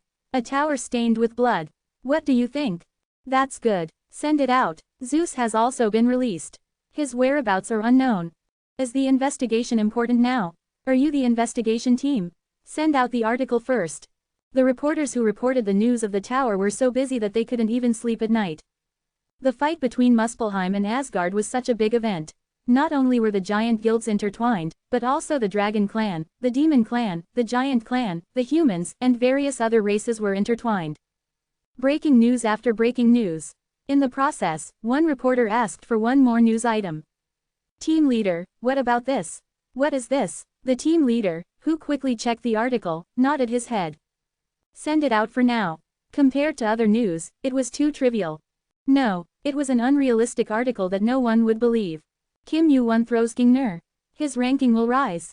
An article that would naturally be buried in these times when such big events are breaking out. It was an article that no one would believe, but now was not the time to think about it. Because all the articles related to this incident will be worth money. Let's send it all out for now and see. Chapter 275. It was a series of absurd news.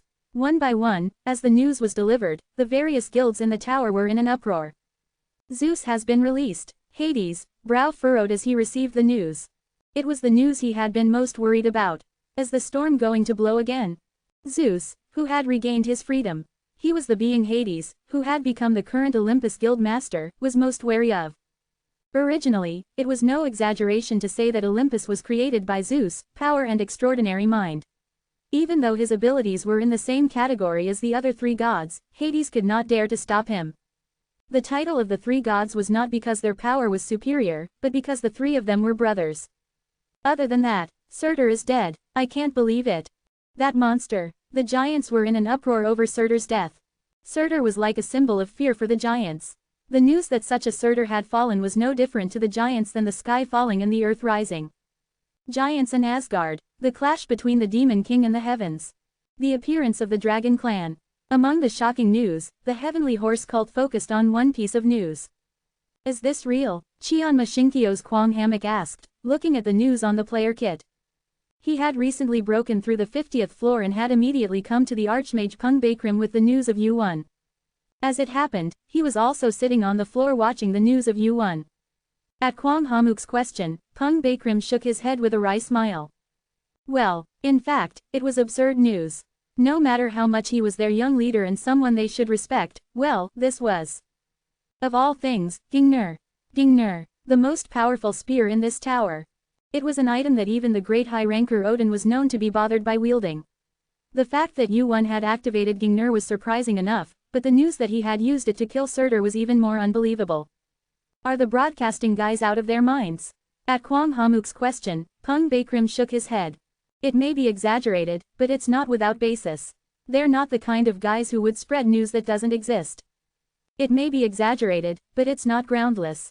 They're not the kind of people who would spread non-existent news. Where is that guy now? The tower's broadcasting station was a public institution. Like the Ranking Management Bureau, they also worked under the administrator and built up their achievements. Of course, they had never reported anything that was not true.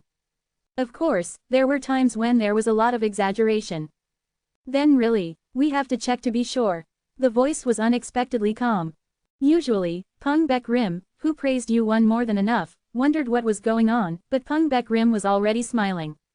Probably, most people won't believe it. They'll think that the broadcasting station is exaggerating something that is nonsense or has taken a step forward. If most people were like that, Pung Bakrim was not. Which side are you on? KWAAAK. Pung Bakrim, who was very excited, clenched his fists. His body was filled with strength as if he had to fight someone right away. When I first fought U1, I thought of the time when I had taken a test to withstand several of my attacks, and I had fought over 100 attacks.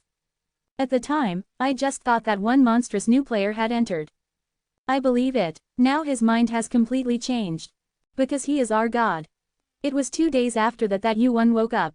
His brows furrowed involuntarily at the dazzling ceiling of the Golden Castle. No matter how much he thought about it, Valhalla was not a good place to sleep. There was no night here. Whoosh. For the meal sent by Odin, U1 chewed on the bread first.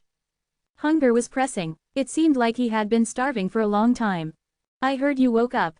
Hercules had woken up before U1 and was next to him.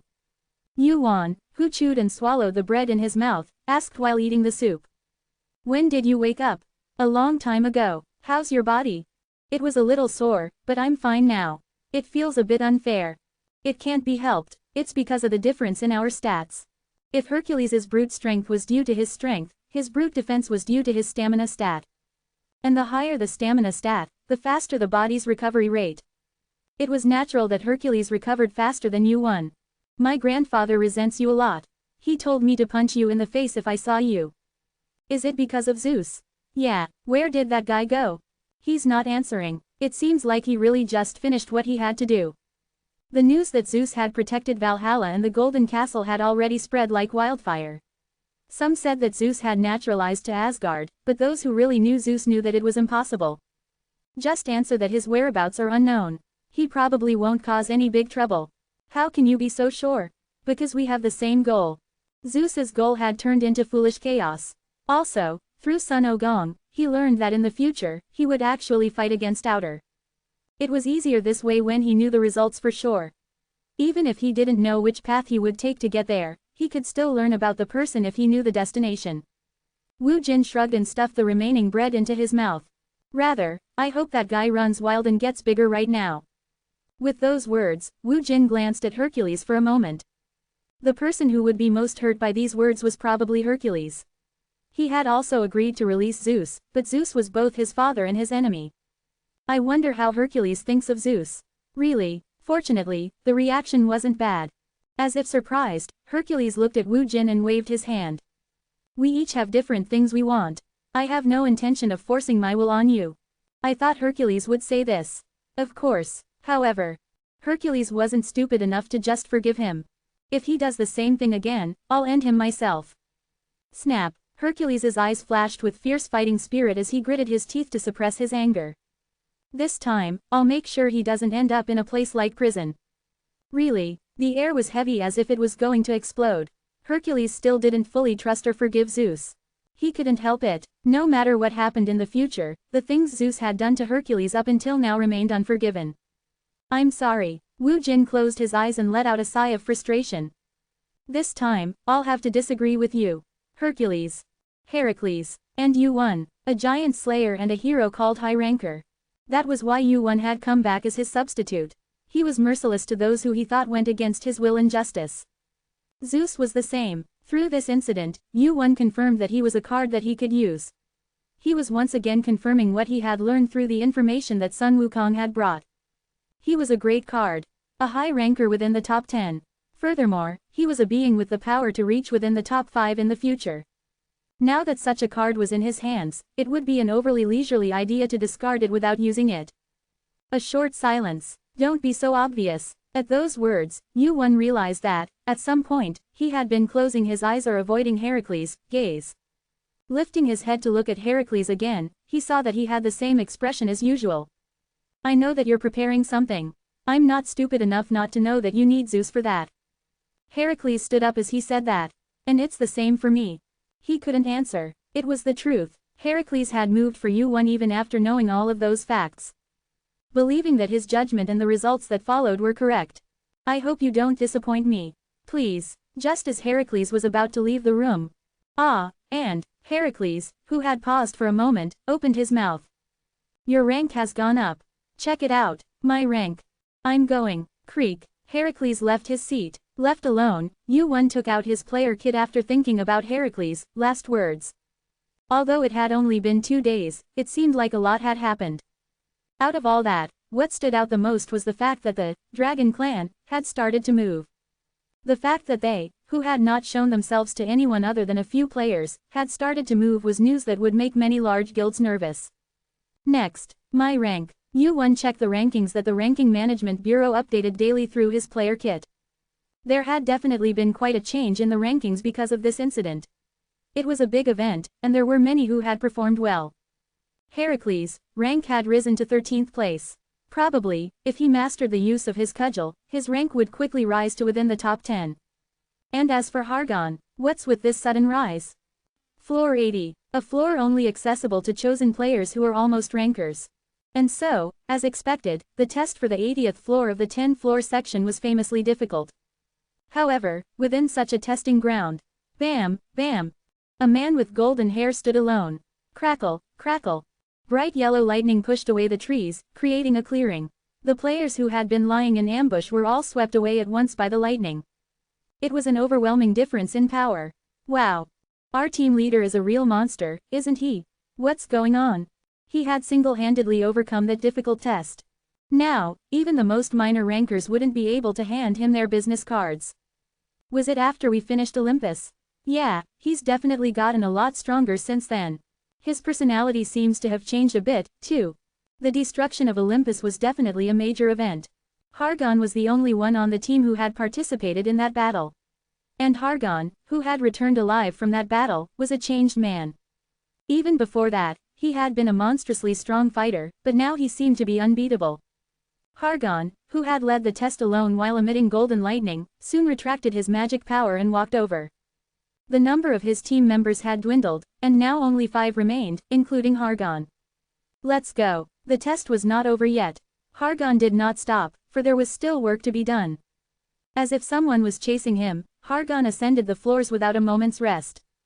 Yes, team leader, let's hurry. Paladin, where's our next target? Next is, Clang, the elf player, Paladin, bumped into something as he walked. Team leader, don't move, gulp. A bead of sweat trickled down Hargon's cheek. Hargon's body stiffened as if he was very tense. The team members sensed something strange. There couldn't possibly be an opponent in this testing ground who could make Hargon so nervous. Why have you come here? In the middle of the forest, where there was nothing. Hargon asked in a trembling voice, his golden eyes gleaming. Father. Chapter 276. Harkon's teammates were surprised by his words and stepped back. Ah, father, the team leaders, then, Harkon's father. They had heard many stories about him. Even if he wasn't Harkon's father, they couldn't help but hear that name. Anyone who was born and raised in this tower, or who had recently entered the tower, would know. Zeus, one of the three gods of Olympus, known as the god of the heavens, and the king who founded Olympus. He had appeared in the players' testing ground. If you have business, please speak to me alone. Harkon's response was unexpectedly calm. It was as if he had known in advance that he would come looking for him. His reaction seemed calm at first glance. However, the paladin who was closest to him could tell. Are you scared? Harkon was scared, a great deal, at that. It couldn't be just because Zeus was in front of him. What the hell happened? Paladin glanced at Zeus, and he was smiling. It was a contrast to Harkon. It's true that my business is only with you. Zeus asked Harkon, whose expression had hardened. Do you think I'm going to hurt you? Harkon's body tensed up at the blunt question. He instinctively blocked his teammates, even though he knew that he couldn't block the opponent. And Zeus, who was looking at him. You don't have the qualities of a king. He gave a harsh assessment. You're giving up your own worth for such useless trash. It's not courage or justice. Sacrificing the great for the small is just plain stupidity. With those words, Zeus turned around. I'm not going to kill you. Follow me. Harkon's body, which had been frozen, relaxed a little at those words. At the time of the Olympus raid, Harkon had joined hands with Hades and U1 to drive out Zeus. Naturally, the relationship between Zeus and Harkon couldn't be good, so Harkon thought that Zeus had a grudge against him. However, if he had intended to kill me, he wouldn't have come looking for me during the exam.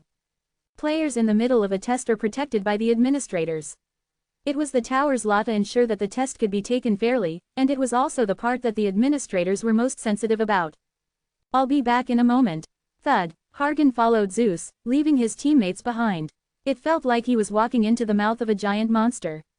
However, he couldn't not go since he would be eaten if he didn't go there himself. Inside the Golden Castle, someone was lying and rolling around on the bed where U1 had been lying, putting grapes in his mouth and mumbling. What are we going to do now? Sun Wukong, who was very bored, came to find U1. U1, who had just recovered his body, answered as he finished preparing to leave. We have to go up. Up. Today is the test day. Since I've recovered, it's time to go up. Because of Ragnarok, he had wasted quite a bit of time. Since his destination was the top of the tower, it was clear what he had to do. Take the test and go up. He had already finished what he had to do on the 60th floor. Now, he had to solve the problems above this floor. You're busy. You're just too idle. I'm already a ranker. Our positions are a bit different, aren't they? Sun Wukong shrugged and picked up another fruit. U1 frowned at his margin-looking appearance and said. That's why you're busier. Huh. Sun Wukong, who was putting the fruit in his mouth, stopped. This ominous feeling was usually never wrong. You have something to do on the upper floors first. Fighting. If it was that, I wouldn't have asked you.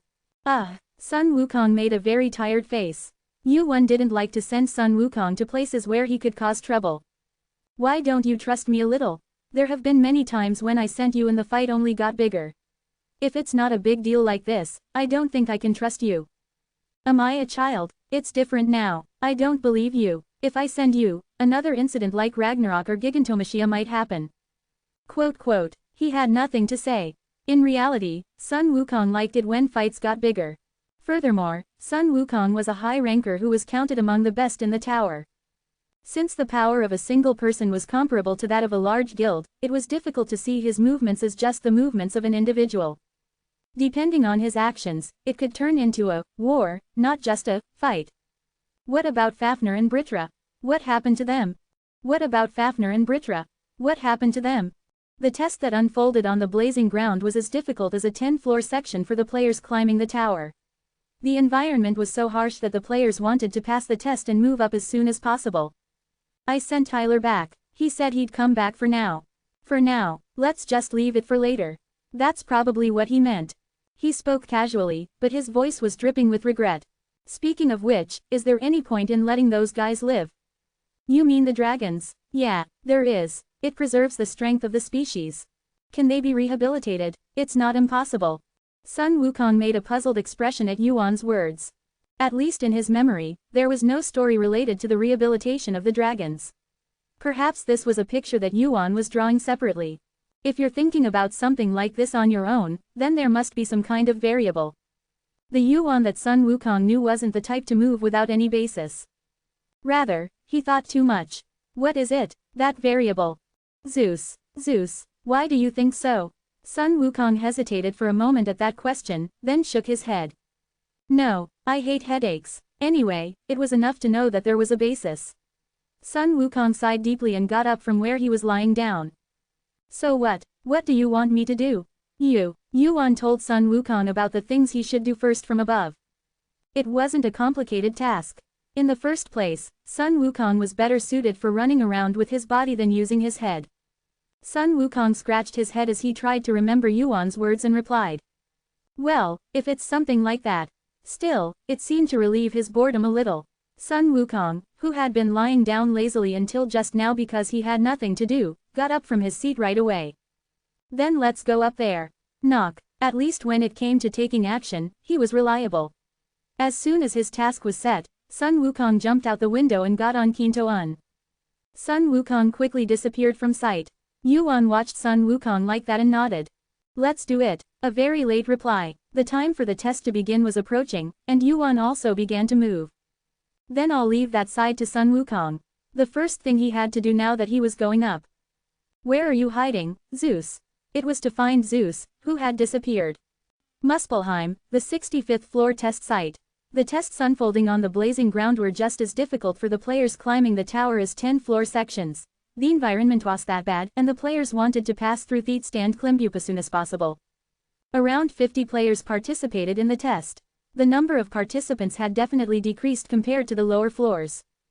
However, unlike them, this is annoying. Yuan had separated and was facing off against someone. The one facing Yuan, who had arrived at the testing ground, wasn't the test administrator.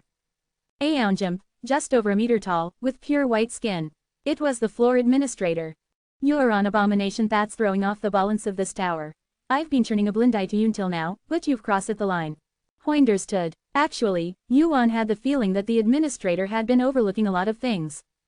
Yuan had already far surpassed the gap between the floors. He was powerful enough to compete with rankers, and that had been the case ever since the lower floors, far below. But now, he had gone far beyond the high rankers and had reached the level of entering the large-scale battlefield called Ragnarok. Thathing you have, whoosh. Along with the administrator's words, the fire that in Yuan's heart responded. It was a magical energy of incalculable size. Even Yuan, who possessed it, had difficulty judging its size. Hesh already troublesome, and now he is come out here carrying Thathing. Then, are you just going to send me UP? The administrator shook his head at Yuan's annoyance at the test. I can do it. That would be special treatment, but hate like that. Yuan pointed at the players preparing for the test far away, unaware of the situation. You are going to fail them all, again. The administrator's frown deepened. Asan administrator managing the test, he couldn't help but understand what Yuan meant. Most of the tests that Yuan participated in were like that. Yuan failed the other participants in tests to increase his reward by producing the best results. In a 10-test set, Yuan would often be the only one to pass 7 or 8 times. And that was the exact reason why the administrator called Yuan an abomination that's throwing off the balance. Are you threatening me right now? I'm just telling you the obvious. What kind of guy are you? You're not even scared. The troubled administrator turned around. Wait a minute. Kriak. At the administrator's footsteps, a door was created as the place he was headed opened up. Wu Wen waited for him without going anywhere. He said, wait, but quite some time passed. What's this? Why aren't you starting? Why are you rushing? It's already ruined. But what if Kim Yu-won is here? We're ruined. No way. I hope it's a team game. Could it be cancelled? Is there any way the test would be cancelled? The participants' complaints exploded as the test didn't start for a while. They had already lost their will to fight after finding out that Wu Wen was taking the test. All they could hope for was to be on Wu Wen's team for the test. How much time passed like that? The test supervisor who had disappeared appeared in front of the participants. He was a fierce-looking supervisor with a muscular build and a scar tattooed on his face. Are we starting now? I'm trembling. The participants were very nervous. None of the players who had come this far didn't dream of becoming rankers. Of course, their expectations and nervousness for the test were bound to be different from those in the lower floors. However, there is no test today. The test supervisor's words threw cold water on their tension. Go back. What? There's no test. The test was suddenly cancelled. What the? Voices of protest erupted here and there. But the test supervisor's words did not change. I said go back. That was the end of it. The points for participating in the test were refunded, and the participants turned around, complaining. And Wu-won was standing a little apart from their group.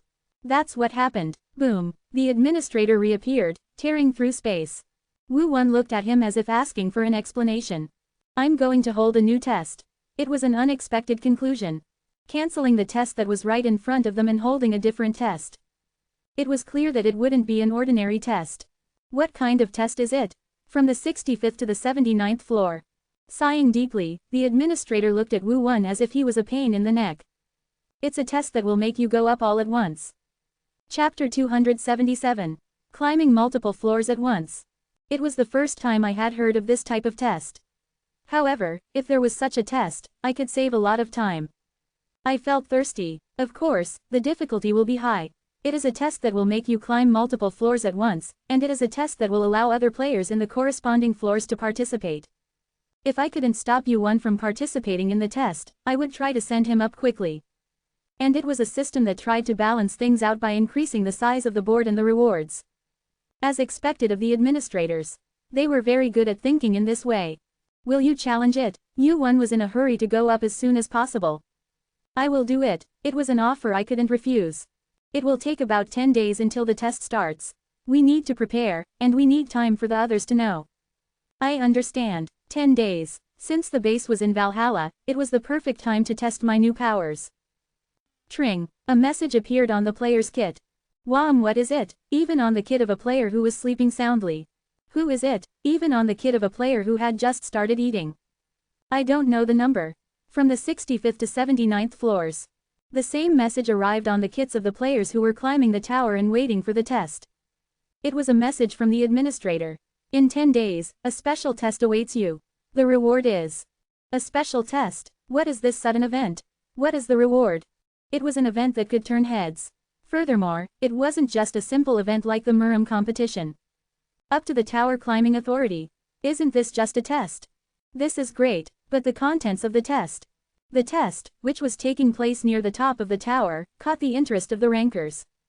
It was on the same huge scale as the Murim competition. However, the level of the players participating in the test was much higher than that. The test soon became a festival, and rumors spread quickly. The 10 days passed quickly. Farung, behind the Golden Castle. The training ground of the Valkyries was burning hot. Waruk, the purplish flames cleared, revealing Heracles. With a black smudge, Heracles lowered his 2 arms that had been covering his face. That was hot. It was a lukewarm evaluation considering how much effort he had put in. However, Wu-won was quite satisfied with that much. It's important that it works for now. It doesn't seem like an ordinary fire. It wasn't the first time Heracles had tested the sacred fire. However, it was the first time he had felt something different through the sacred fire. It's an unpleasant feeling. If you can't overcome that unpleasant feeling, it will feel hotter.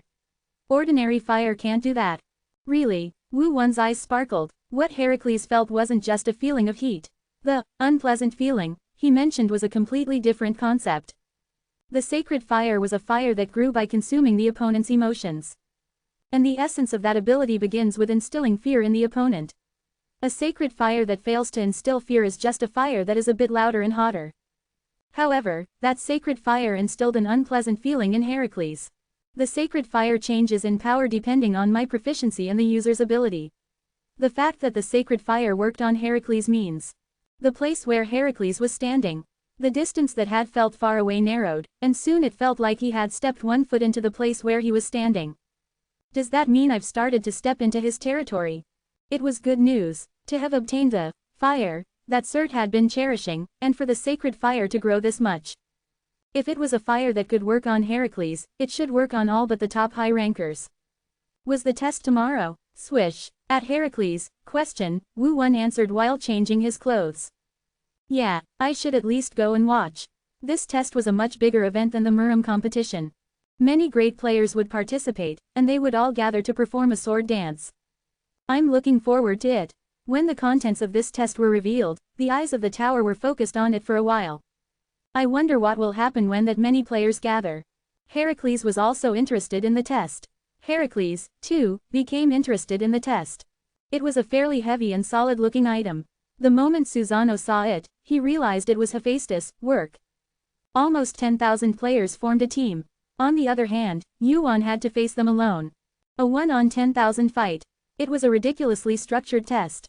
In the first place, tests were usually conducted in teams or individually. A controversial test, but it couldn't be helped. Because your ranking has gone up that much. Kim Yuan, 88th. 88th place. It was a ranking that had quickly entered the top 100. Kim Yuan through Gingner. It was a ranking that had gone up just because of that one piece of news. The broadcasting station and the ranking management office were under the administrator, so they had a pretty close relationship. Still, it's too much of a setting. This isn't even the lower floors. Players who had reached the 79th floor. They were now top-tier players who were about to face the rankers. Naturally, some of them would have skills close to those of rankers. Even for a high ranker within the top 100, the number 10,000 would be a burden. Anyway, the purpose isn't to win the fight. I think it's doable. A dry tone. In the first place, Yuan didn't really care about the content of this test. His mind was already set on passing the test and quickly moving up. But what are those clothes? Heracles asked, looking at the clothes Yuan was wearing. Not the clothes of the 4 great spirits, but a thin but solid iron armor. It was a different kind of item than the one Yuan usually wore. This, an item commissioned by Hephaestus. I'm going to do a sword dance later. The training ground where Heracles had left. Yuan had asked Odin to lend him the training ground for another hour. An empty training ground. Come out, Susu. A shadow wriggled and the figure of another person, taller than Yuan, rose up. Susanoo. Shwa. Another person appeared in the empty training ground. It was an undead with a pale complexion and a cold expression. You called me. You haven't forgotten the promise we made before, have you? You'll accept me as your master if I win. Yes. Clank. The armor on Yuan's body shook. It was a fairly weighty and solid-looking item. The moment Susanoo saw it, he realized it was Hephaestus' work. It seems you've made some preparations. The clothes of the 4 great spirits were items with strong resistance to magic of various attributes. However, as much as the material of the clothes was material, the resistance to magic was high, but the defense and durability themselves were not that high. On the other hand, the armor that Yuan was wearing was focused solely on defense against swords. I had to prepare this much. Yuan looked into Susanoo's eyes, which were already filled with murderous intent. It'll be difficult to beat you with just a sword. Susanoo was a master swordsman who was hard to find an opponent for in this tower when it came to swords. His sword was dangerous, more than anything else. I'll be able to have a really exciting fight this time. Flash. Susanoo's body was filled with holy fire. A huge amount of magic power filled his body. It was a clearly different amount from the magic power he had used to control him so far. And Susanoo also realized that fact. There is no trickery. It's exactly half of the magic power I have. Yuan and Susanoo were connected by their souls. Even though it was a subordinate relationship, there was no way Susanoo wouldn't know how much magic power Yuan had left. It was an amount of magic power that had increased compared to before, having obtained Surtur's fire. To this extent, he could play the skills of Susanoo in his prime. Susanoo, who was called a spirit's Oni demon god, was about to be reborn here in his perfect form. Do you like swordsmanship? I like it. Womb. Susanoo's excitement and trembling could be felt from his soul. Until now, he had only shown skills that were far inferior to his skills when he was alive due to his lack of magic power. But now, his body felt light and full of energy, as if he could fly away at any moment. Now, only one thing remained. Yuan's command fell, and he, an undead, would find freedom. And Yuan opened his mouth for that. Kill me, Susanoo. That moment, swish, Susanoo's lips curled up, and a fierce murderous aura flowed out from him. I will faithfully accept your order. Whoosh, the wind cut through the air. I will kill you. Yuan nodded as he looked at Susanoo's sword, which had come right up to his nose. Do it. There was only one time he had properly seen Susanoo's sword. The fight with the 3-eyed goddess Amaterasu. At that time, Susanoo put aside his pride and helped Wu Yun for the first time since becoming undead. Depending on the level of submission of the soul, the original power of the undead changes. That's why Wu Yun wanted to receive Susanoo's submission. To break him with a sword. That's what Wu Yun wanted. Clang, clang, the swords collided. Every time a sharp, pointed line passed before his eyes, his spine tingled. In between, Wu Yun discovered Susanoo's smiling face. It's not as good as stepping on the sword like when I was alive. For someone who was already dead, a fight between life and death was meaningless. There was only a fight to win or lose. Still, it's not bad. Wu Yun's eyes flashed. Among the fast-moving swords, a powerful sword tip could be seen. Shuaik, Quagagagak, a large sword energy that pierced half of the training ground. If he had avoided it as passively as before, his body would have been cut in half. Was it because he failed a critical strike? Unlike before, Susanoo frowned. That look is definitely annoying. Waruk, Wan Jiamjung. A skill that grasps the opponent's weakness or the nature of the attack. In addition, Wu Yun was using sensory field throughout the training ground. Did you prepare this much? It had been about 10 minutes since they exchanged swords. Susanoo, who had been wielding his sword excitedly, felt his interest gradually waning at some point. His sword was often blocked. He didn't feel like he was cutting anything or fighting excitedly. It was the first time he had felt this way, even when he was alive. Rather than an insurmountable mountain, it was like swinging a sword at nothing. You're right, I prepared a lot, Ghost Susanoo. He was definitely better than Wu Yun with a sword. This fight was not simply about defeating him. It was a fight to receive his submission. Literally, he had to be overwhelming to crushed. So I thought and thought again. Don't you know, how can I win this fight perfectly? How can I make him acknowledge me? And now, I'm not stupid enough to move without confidence. Wu Yun challenged him with confidence. Chapter 278. Susanoo's eyebrows twitched. It was a more chilling statement than any other threat. He wasn't foolish enough to move without certainty. Susanoo, who had been with Wu Jin for quite some time, knew very well. Even more so because he had been watching with his soul attached, how Wu Jin planned the game and moved. He couldn't help but know that it wasn't a simple bluff. However, what's that supposed to mean? Susanoo didn't care about such things. Clang, Susanoo swung his sword without hesitation and poured out his magical power. There is no such thing as a fight with a set outcome.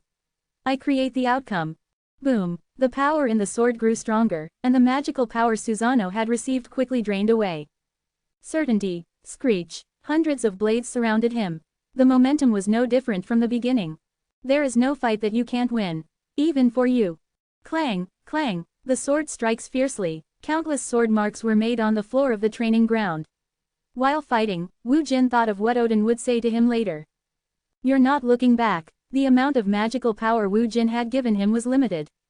However, Susanoo was now pouring out that power without reserve and not thinking about the aftermath. I could just drag this out until you collapse from exhaustion. Swish, clang, Wu Jin's sword pushed away Susanoo's sword. Susanoo's eyes widened at the power in the sword. Thud, that's not a very refreshing way to go. An inflated arm, a flow of ominous magical power. Susanoo's eyes narrowed at the familiar skill. Is it gigantification? There was no way to defeat Wu Jin, who had gigantification in terms of strength. There was no skill that could increase strength as much as gigantification. Fighting head-on is impossible. Susanoo's movements changed. There is no way to destroy the law. Swish, Susanoo's sword moved to avoid Wu Jin's sword. The swords didn't collide. Wu Jin dodged Susanoo's dazzling sword. He could clearly see what he was thinking. Avoid the power struggle and push with speed. Instead of lacking, you plan to use your strengths to your advantage and go for a speed battle. Smart and wise. It started with acknowledging his own shortcomings, and it was the most efficient way to maximize his strengths. However, swish, swish, Wu Jin's eyes moved. You shouldn't be that fast. Wan Jiamjung reads the path. Sensory domain is activated. He could see how Susanoo's sword would move. His body reacted before his mind, and he struck with a force that could not be avoided. As you said, there is no fight that you can definitely win. That's right. Yuan agreed with that statement. No, rather, he knew it better than anyone. Because he knew an opponent he would never be able to defeat no matter what he did. Yuan lifted the corners of his lips as he took Susanoo's sword.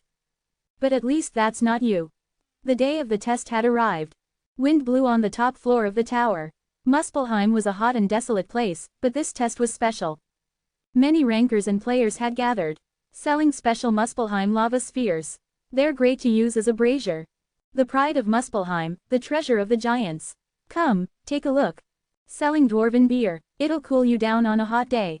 Merchants raised their voices to sell the items they had brought. The prices were ridiculously expensive, but the items were selling out without end. That meant there were a lot of customers. The city of Muspelheim was already packed with people. This is huge. This test is a huge success. The staff in charge of the test. The errand boys of the administrator also shed tears of emotion as they watched the tourists. There's no other event like the martial arts tournament. For rankers who live hundreds or thousands of years, this event is a must-see. The small errand boy with a mischievous appearance crossed his arms with a proud face. This test is a big success. Even without it, the war between Asgard and Muspelheim has attracted a lot of attention, so this test can't fail. Excuse me, team leader. What, did you happen to plan this test, team leader? Shut up, you imp. The errand boys hurriedly prepared for the test. This test had to be finished successfully. It was homework that the administrator in charge of the 65th floor and his errand boys had to solve. Muspelheim, which was desolate and hot, was a world with almost no floating population. An opportunity had arisen in Muspelheim. This test was more than they had imagined, and if they made good use of this opportunity, they might be able to change the image of the 65th floor. And on the other hand, is this a test that makes sense? Everyone except one person is on the same team. The players participating in the test expressed their absurdity. The contents of the test were as follows. Occupy the castle of Muspelheim. Kim Yuan and the other players form a team. Kim Yuan is the first to occupy the castle. After one day, the team that occupies the castle wins the test. Rewards will be given according to contribution. The content of the test itself was simple. A test that lasted for a day. Since it was a fairly long test, it was enough to watch. The problem was the balance of the test. But the opponent is a high ranker, right? And one within the top 100. Kim Yuan was a high ranker in the 80s. He was originally ranked around 400th, but his ranking quickly rose after he was recognized for his achievements in the war between Asgard and Muspelheim. There is an insurmountable wall between rankers and players. What's more, this was a test between a high ranker within the top 100, and a player. However, the opponent was not an ordinary player. That's what doesn't make sense. What is a guy who hasn't even passed the 65th floor doing here? At least 65th floor and above, those who are called prospective rankers. In particular, some of the players who reached the 79th floor had the skills to almost reach the rankers. I heard that he threw Gingnir this time. Is there anyone who doesn't know that Kim Yuan is an Asgardian player? It's all a show. It's to promote Asgard's rankers. Even so, do you think the Ranking Management Bureau would fall for that? Even Odin can't influence the Ranking Management Bureau. That's right. Even so, it's clear that his skills are great. Judging by the content of this test, it seems that the administrator has also recognized his skills. The evaluation of Kim Yuan, the main character of this test, was largely divided into two. Some said that there was too much bubble in the rumor, and others said that it was time to recognize his skills. In particular, players who had conquered a higher floor than Kim Yuan still tended to ignore him. However, well, anyway, we'll find out once the test starts. There was definitely a common consensus that everyone thought the same. Whether Kim Yuan's ranking is real or not, the test was just around the corner. The theme of the test was the battle of occupation. Who can occupy the castle longer? Who is registered as the owner of the castle at the very end? The test was broadcast live from the city on the 65th floor, in its center. There are a lot of great rankers. Isn't he usually interested in it? I don't get many chances to see him fight. A handsome man with golden hair and a middle-aged man with short black hair walked side by side.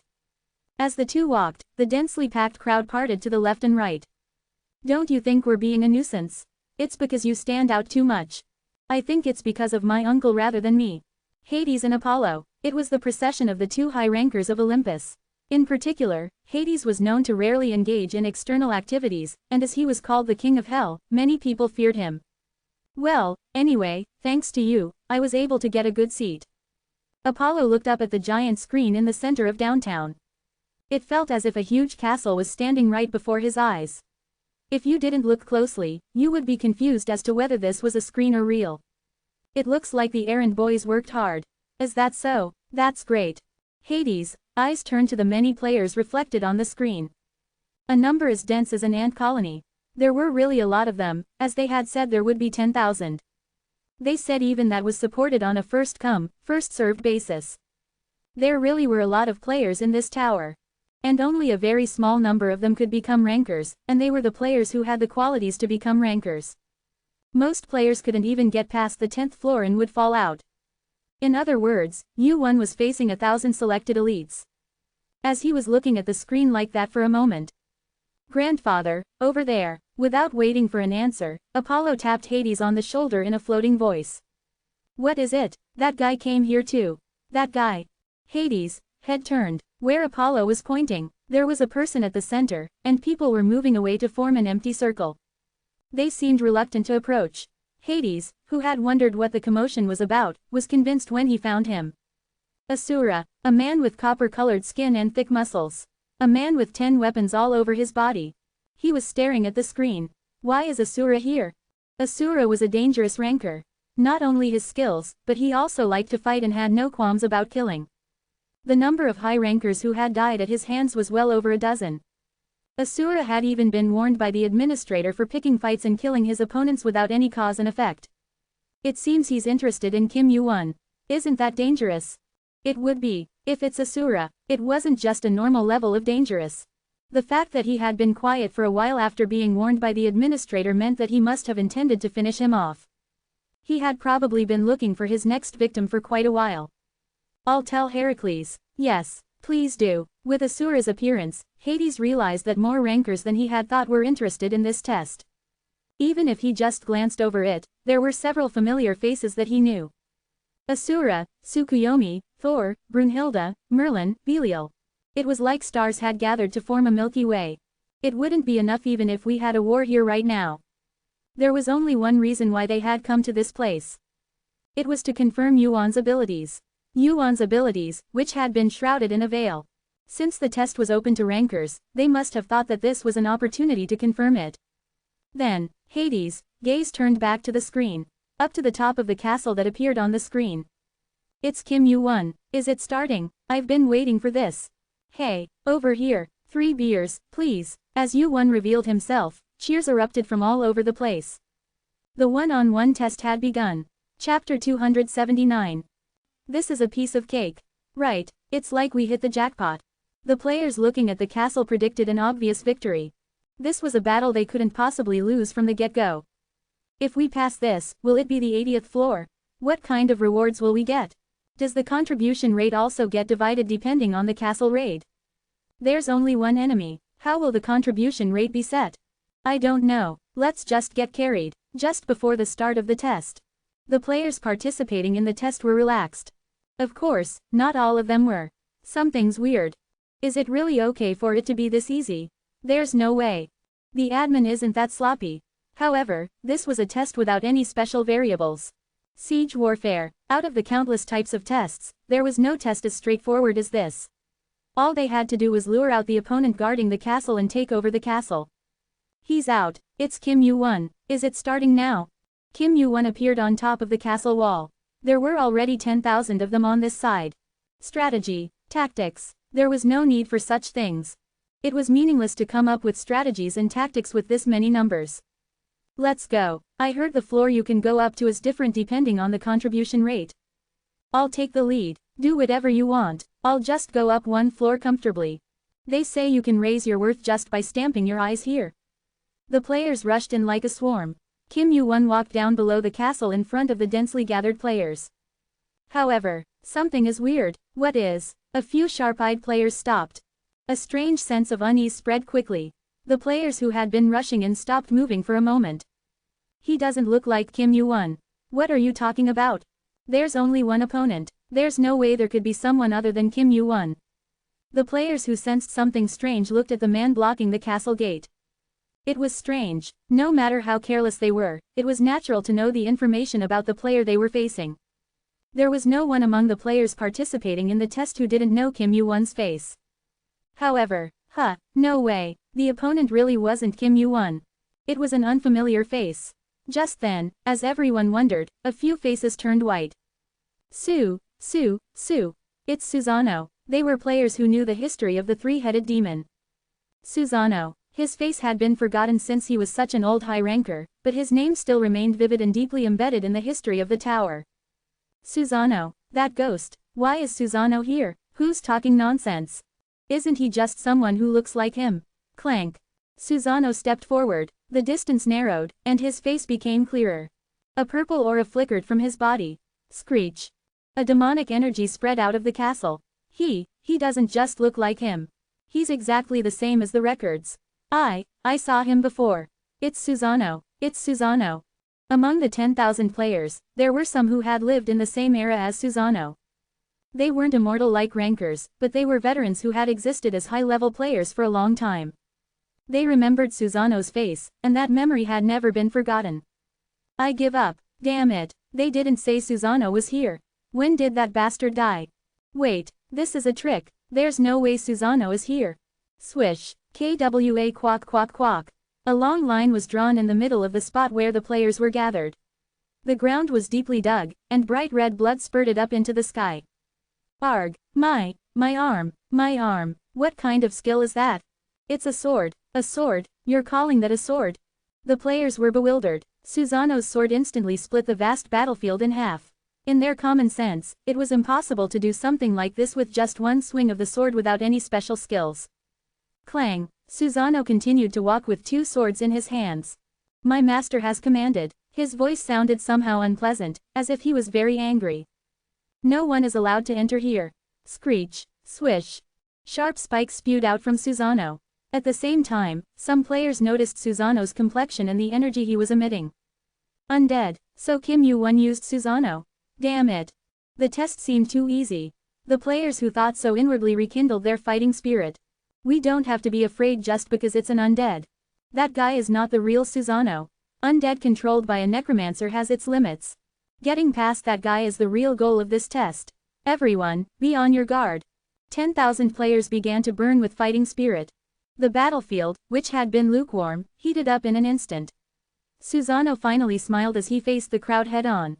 Yes, this is it. It wasn't the form he liked the most, but he had finally returned. To the battlefield that smelled of blood. To the scene of carnage.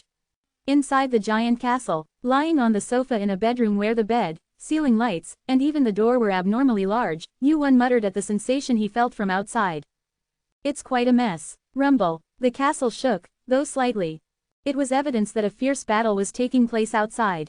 Even if each individual wasn't that great, the power of magic power emitted by 10,000 people at the same time was not something to be ignored. He could feel Susanoo's joy through their souls.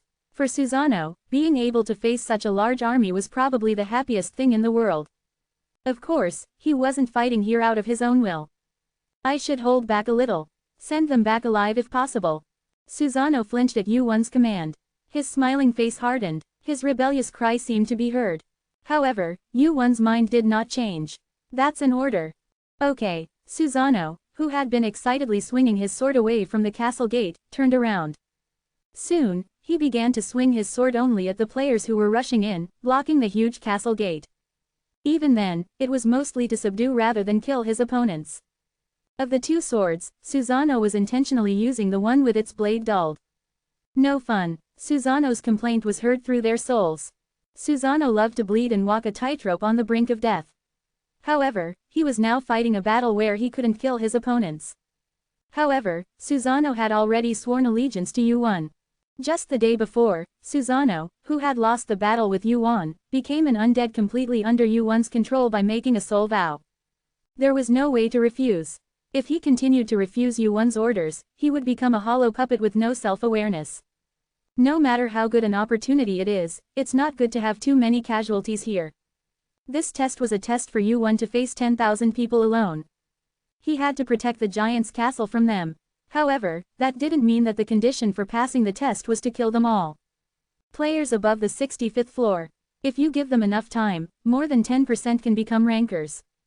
If we just look at the simple calculations, there were nearly 1,000 people who could become rankers. Even if they were just individuals, 1,000 rankers was a formidable force. I can't just kill them all here. That was the reason why he had given such a troublesome order to Susanoo. Take them with you, alive if possible. As time passed, they would become rankers who would participate in the future war against the Outer. Even if it was bothersome, he had to take them with him. That was the promise he had made with his colleagues when he returned to the past. Unless it was absolutely necessary, he would take as many players as possible up the tower. Even in this test, he had no intention of breaking that promise. Of course, if it's a test that can be completed by simply buying time, it's too boring to watch. This test was designed to evaluate his abilities and promote the 65th floor world by showcasing his power to the public. As such, it would have a structure that would satisfy the public's eyes. He didn't think the administrator would have designed such a simple test. It's not that difficult for a high-ranking high ranker to defend against the ants rushing in with a sea of tactics. It was a test that felt somewhat lacking for an administrator to have planned, unless it was for players who doubted his abilities or frogs in a well who couldn't fathom the power of a high ranker. If it's a show you want, I'll take it. That was why he had been waiting. Until that missing part was filled. But you'll have to pay the price for putting me on stage. But you'll have to pay the price for putting me on stage. He tilted his head and spoke. Several administrators gathered and looked at him reflected in the lake. He's as good as I've heard. Does he know we're watching? If not, he wouldn't be talking to himself in a place where there's no one else. The administrator's eyes sparkled. His words weren't just a soliloquy. He had addressed them with the confidence that the administrators were watching him. Whether he had noticed the administrator's gazes or it was just a guess, one thing was for sure. It seems like it's not an ordinary bet, just as you said. Indeed, cuckoo. The administrator of the tutorial stroked his beard and laughed. He, too, had come out to watch this test with interest. In addition to him, several administrators from above the 65th floor were paying attention to this test. In any case, it seems like he's already anticipated it. The difficulty of the test seems too low, so. The administrator of the 65th floor turned his head and looked around at the other administrators. How about increasing the speed a little faster than planned? I agree. At this rate, it's just boring to watch with only one subordinate undead. I think it's not bad as it is, but I'll agree. Me too. Everyone agreed. The administrators had wanted to see his abilities on this occasion. However, contrary to their expectations, a variable named Susano had appeared and was guarding the castle, so he hadn't moved at all. They had no choice but to hurry a little to get past the boring beginning. Then I'll take it that everyone agrees. The administrator of the tutorial looked at his face reflected in the lake with an excited expression. He was the one who had already dealt with Surtur's son, Surtra, in the tutorial. He couldn't help but wonder how much stronger he had become in the short span of a few years. Let's hurry up and get this going. Dozens of administrators. The grand test they had prepared. Let's see how far that guy can go. Chapter 280. First trial is on hold. Kwang. A sword that was brandished shortly. Susano swung his arm around as if he was bored. No fun. He was swinging the sword without aiming at the vital points. It wasn't that difficult. Susano knew the vital points of a human better than anyone and had always aimed his sword at those points. He just had to do the opposite. However, the feeling he got when he swung the sword was incomparable to before. It's no fun fighting these weaklings. The tension of a fierce battle, the taste of seeing blood, the ecstasy of killing and death. It was a battle with nothing. The only thing left was the feeling of standing on a battlefield. How do we get through this guy? He's on a whole other level. Is this a high ranker? There's no match for a multitude. It's a phrase that doesn't work on rankers, but the number wasn't in the tens or hundreds but a whopping 10,000. Even if they were rankers, they should be able to crush him with numbers. However, the players were being pushed back by Susano alone. What a bunch of idiots. From Susano's point of view, it was ridiculous. If they just trusted in their numbers and rushed in all at once, they might have a chance. Of course, if that happened, he would have to use Kusanagi. If the situation really became unavoidable, he would rather use his sword cleanly. Don't think useless thoughts. Yu-Won's warning followed like a ghost. He had thought of killing a few if the situation became urgent, but Yu-Won cut his tail short. Susano frowned. At this rate, he would only be able to use dull swords. However, thud, among the players gathered ahead. He saw a few suspicious guys. Susano's eyes lit up. The corners of his lips went up slightly. He thought he could finally enjoy himself a bit. 3 players approached Susano. Looking at them, who were short and wore the same black armor, Susano began to gather his magic power. You don't mind, do you? Screech. Susano pulled out another sword from his waist. The sword of Kusanagi, one of the 3 artifacts of Samgyakuin, an item Yu-Won had gifted Susano. Then now, just let them in. Yu-Won's words stopped Susano's hand, which was pulling out Kusanagi. It wasn't of his own accord. His body reacted on its own to Yu-Won's command. Is this it? This is my test. There's no need for the fight to get bigger there. I still don't like it. He grumbled, but he couldn't disobey. Susanoo lowered the sword he was holding. Go in. Quote. The three players who had approached made curious expressions. To suddenly tell them to go in. They looked at each other's faces for a moment before nodding. Soon, the gate opened wide, and the three players began to walk inside. What the? Why are they just going in? Are you discriminating now? That's bad. Boo. Boos erupted here and there. Veins popped up on Susanoo's forehead. He could feel his grip tighten on the sword he was holding. Those bastards dare. He wanted to kill them all with one sword strike. However, he couldn't do that before Yuan's orders came down. The reason they were booing him like that was probably because they realized he wasn't killing anyone. I'd rather fight those guys than those bastards. Susanoo looked back at the players who had just entered the castle where Yuan was. No, in the first place, they weren't players, but third parties. They're errand boys. So Yuan needed to climb the tower as quickly as possible. That was why he was so excited when he heard that he could climb multiple floors at once if he passed this test. Yuan thought that the magical energy surrounding him was like gas and that he could make it explode. As the errand boys attacked Yuan, he used his attribute, darkness attribute magical energy, to create an electric explosion. The electricity enveloped the errand boys, and the second test ended. The first test is on hold. Starting the second test. A message appeared to Yuan. It was a separate message that did not appear to the other players participating in the same test. Of course, this test was centered around Yuan, so it was natural. The first test was to block the players gathered outside the castle. It was a test that even had a time limit. But then the time limit disappeared, and suddenly the second test began. The administrator had arbitrarily changed the content of the test. I thought there might be a second and third test. Creak, the huge door began to open. He already knew who would come in from outside. Because he had sent them in. Even so, I never would have guessed that they would send errand boys. Yuan looked at the three people who had entered the room. The people who came through the huge door ironically had very small statures. They were about as tall as Yuan's waist. If you didn't look closely, you might think they were children or dwarfs. Errand boys. They handled the dirty work of the administrators, planned and hosted the tests, and sometimes acted as their swords and shields. They were the second obstacle in this test. Isn't this ridiculous? Errand boys interfering in a player's test. If you think it's too difficult, you can give up now. This isn't a normal test, but more like an event. The three errand boys looked up at Yuan. Yuan was standing on the sofa. Since it was the castle of Muspelheim, the land of giants, the furniture here was dozens of times larger than normal furniture. In the midst of that, the errand boys seemed so small. It's too early to give up. Three errand boys. They were unexpected opponents, but that didn't mean he would stop here. Of course, the errand boys were shocked to be facing Yuan. You shouldn't think of us as ordinary errand boys. The three errand boys snorted and began to raise their energy. A tremendous amount of magical energy filled the room. The giant's room, which was the size of a small athletic field. The magical energy that filled it was definitely not something that could be considered ordinary errand boy energy. Most of the administrator's errand boys are made up of elves. Most of them are small in stature. The flow of magical energy he felt from the errand boys was natural in a way. Even so, the fact that they're that tall means that they have powers that transcend their race. Errand boys of that height would be at least as high-ranking as the representative of a floor of errand boys. They were beings with power comparable to mid-level high-rankers. They noticed Susanoo's power and moved to pierce through Susanoo. But, if you're the second, I can guess what the third will be. A much higher difficulty than he had originally thought. This was a different level of difficulty than simply defending the castle against players of intermediate skill. He was facing errand boys who were as strong as high-rankers. No matter how many floors he climbed at once, it was still hard to believe. Can I expect a reward? I heard you want to go up.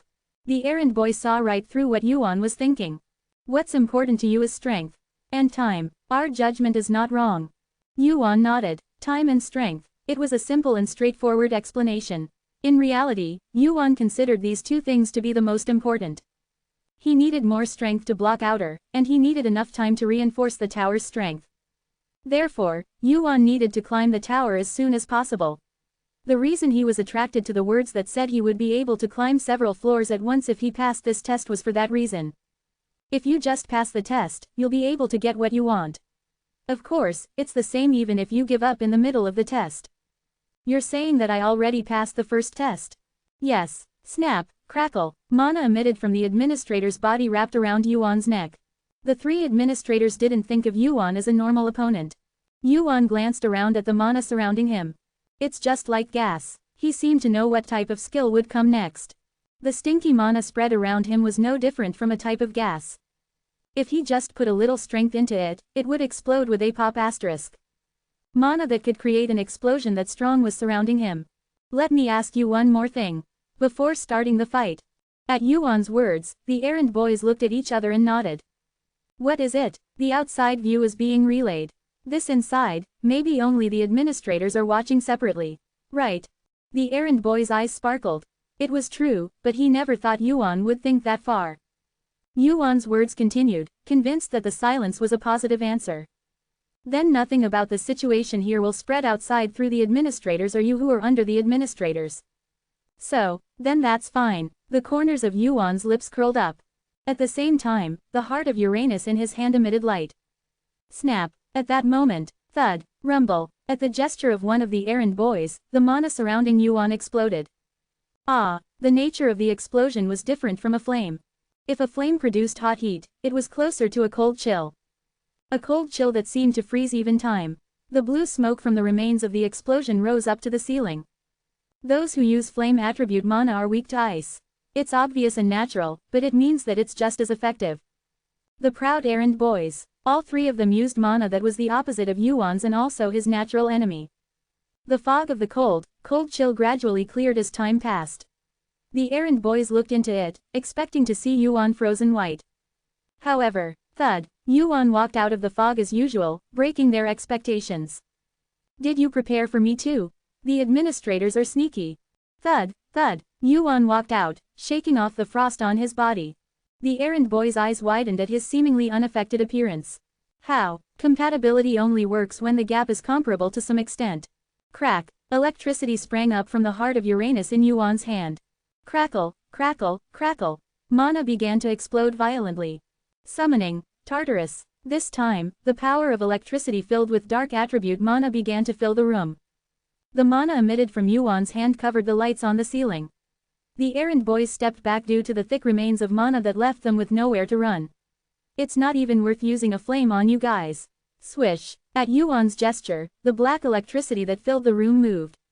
Crackle, crackle, crackle. The electricity moved towards the three errand boys. Hit them. Along with those words, flash, lightning, the second test came to an end. Rumble.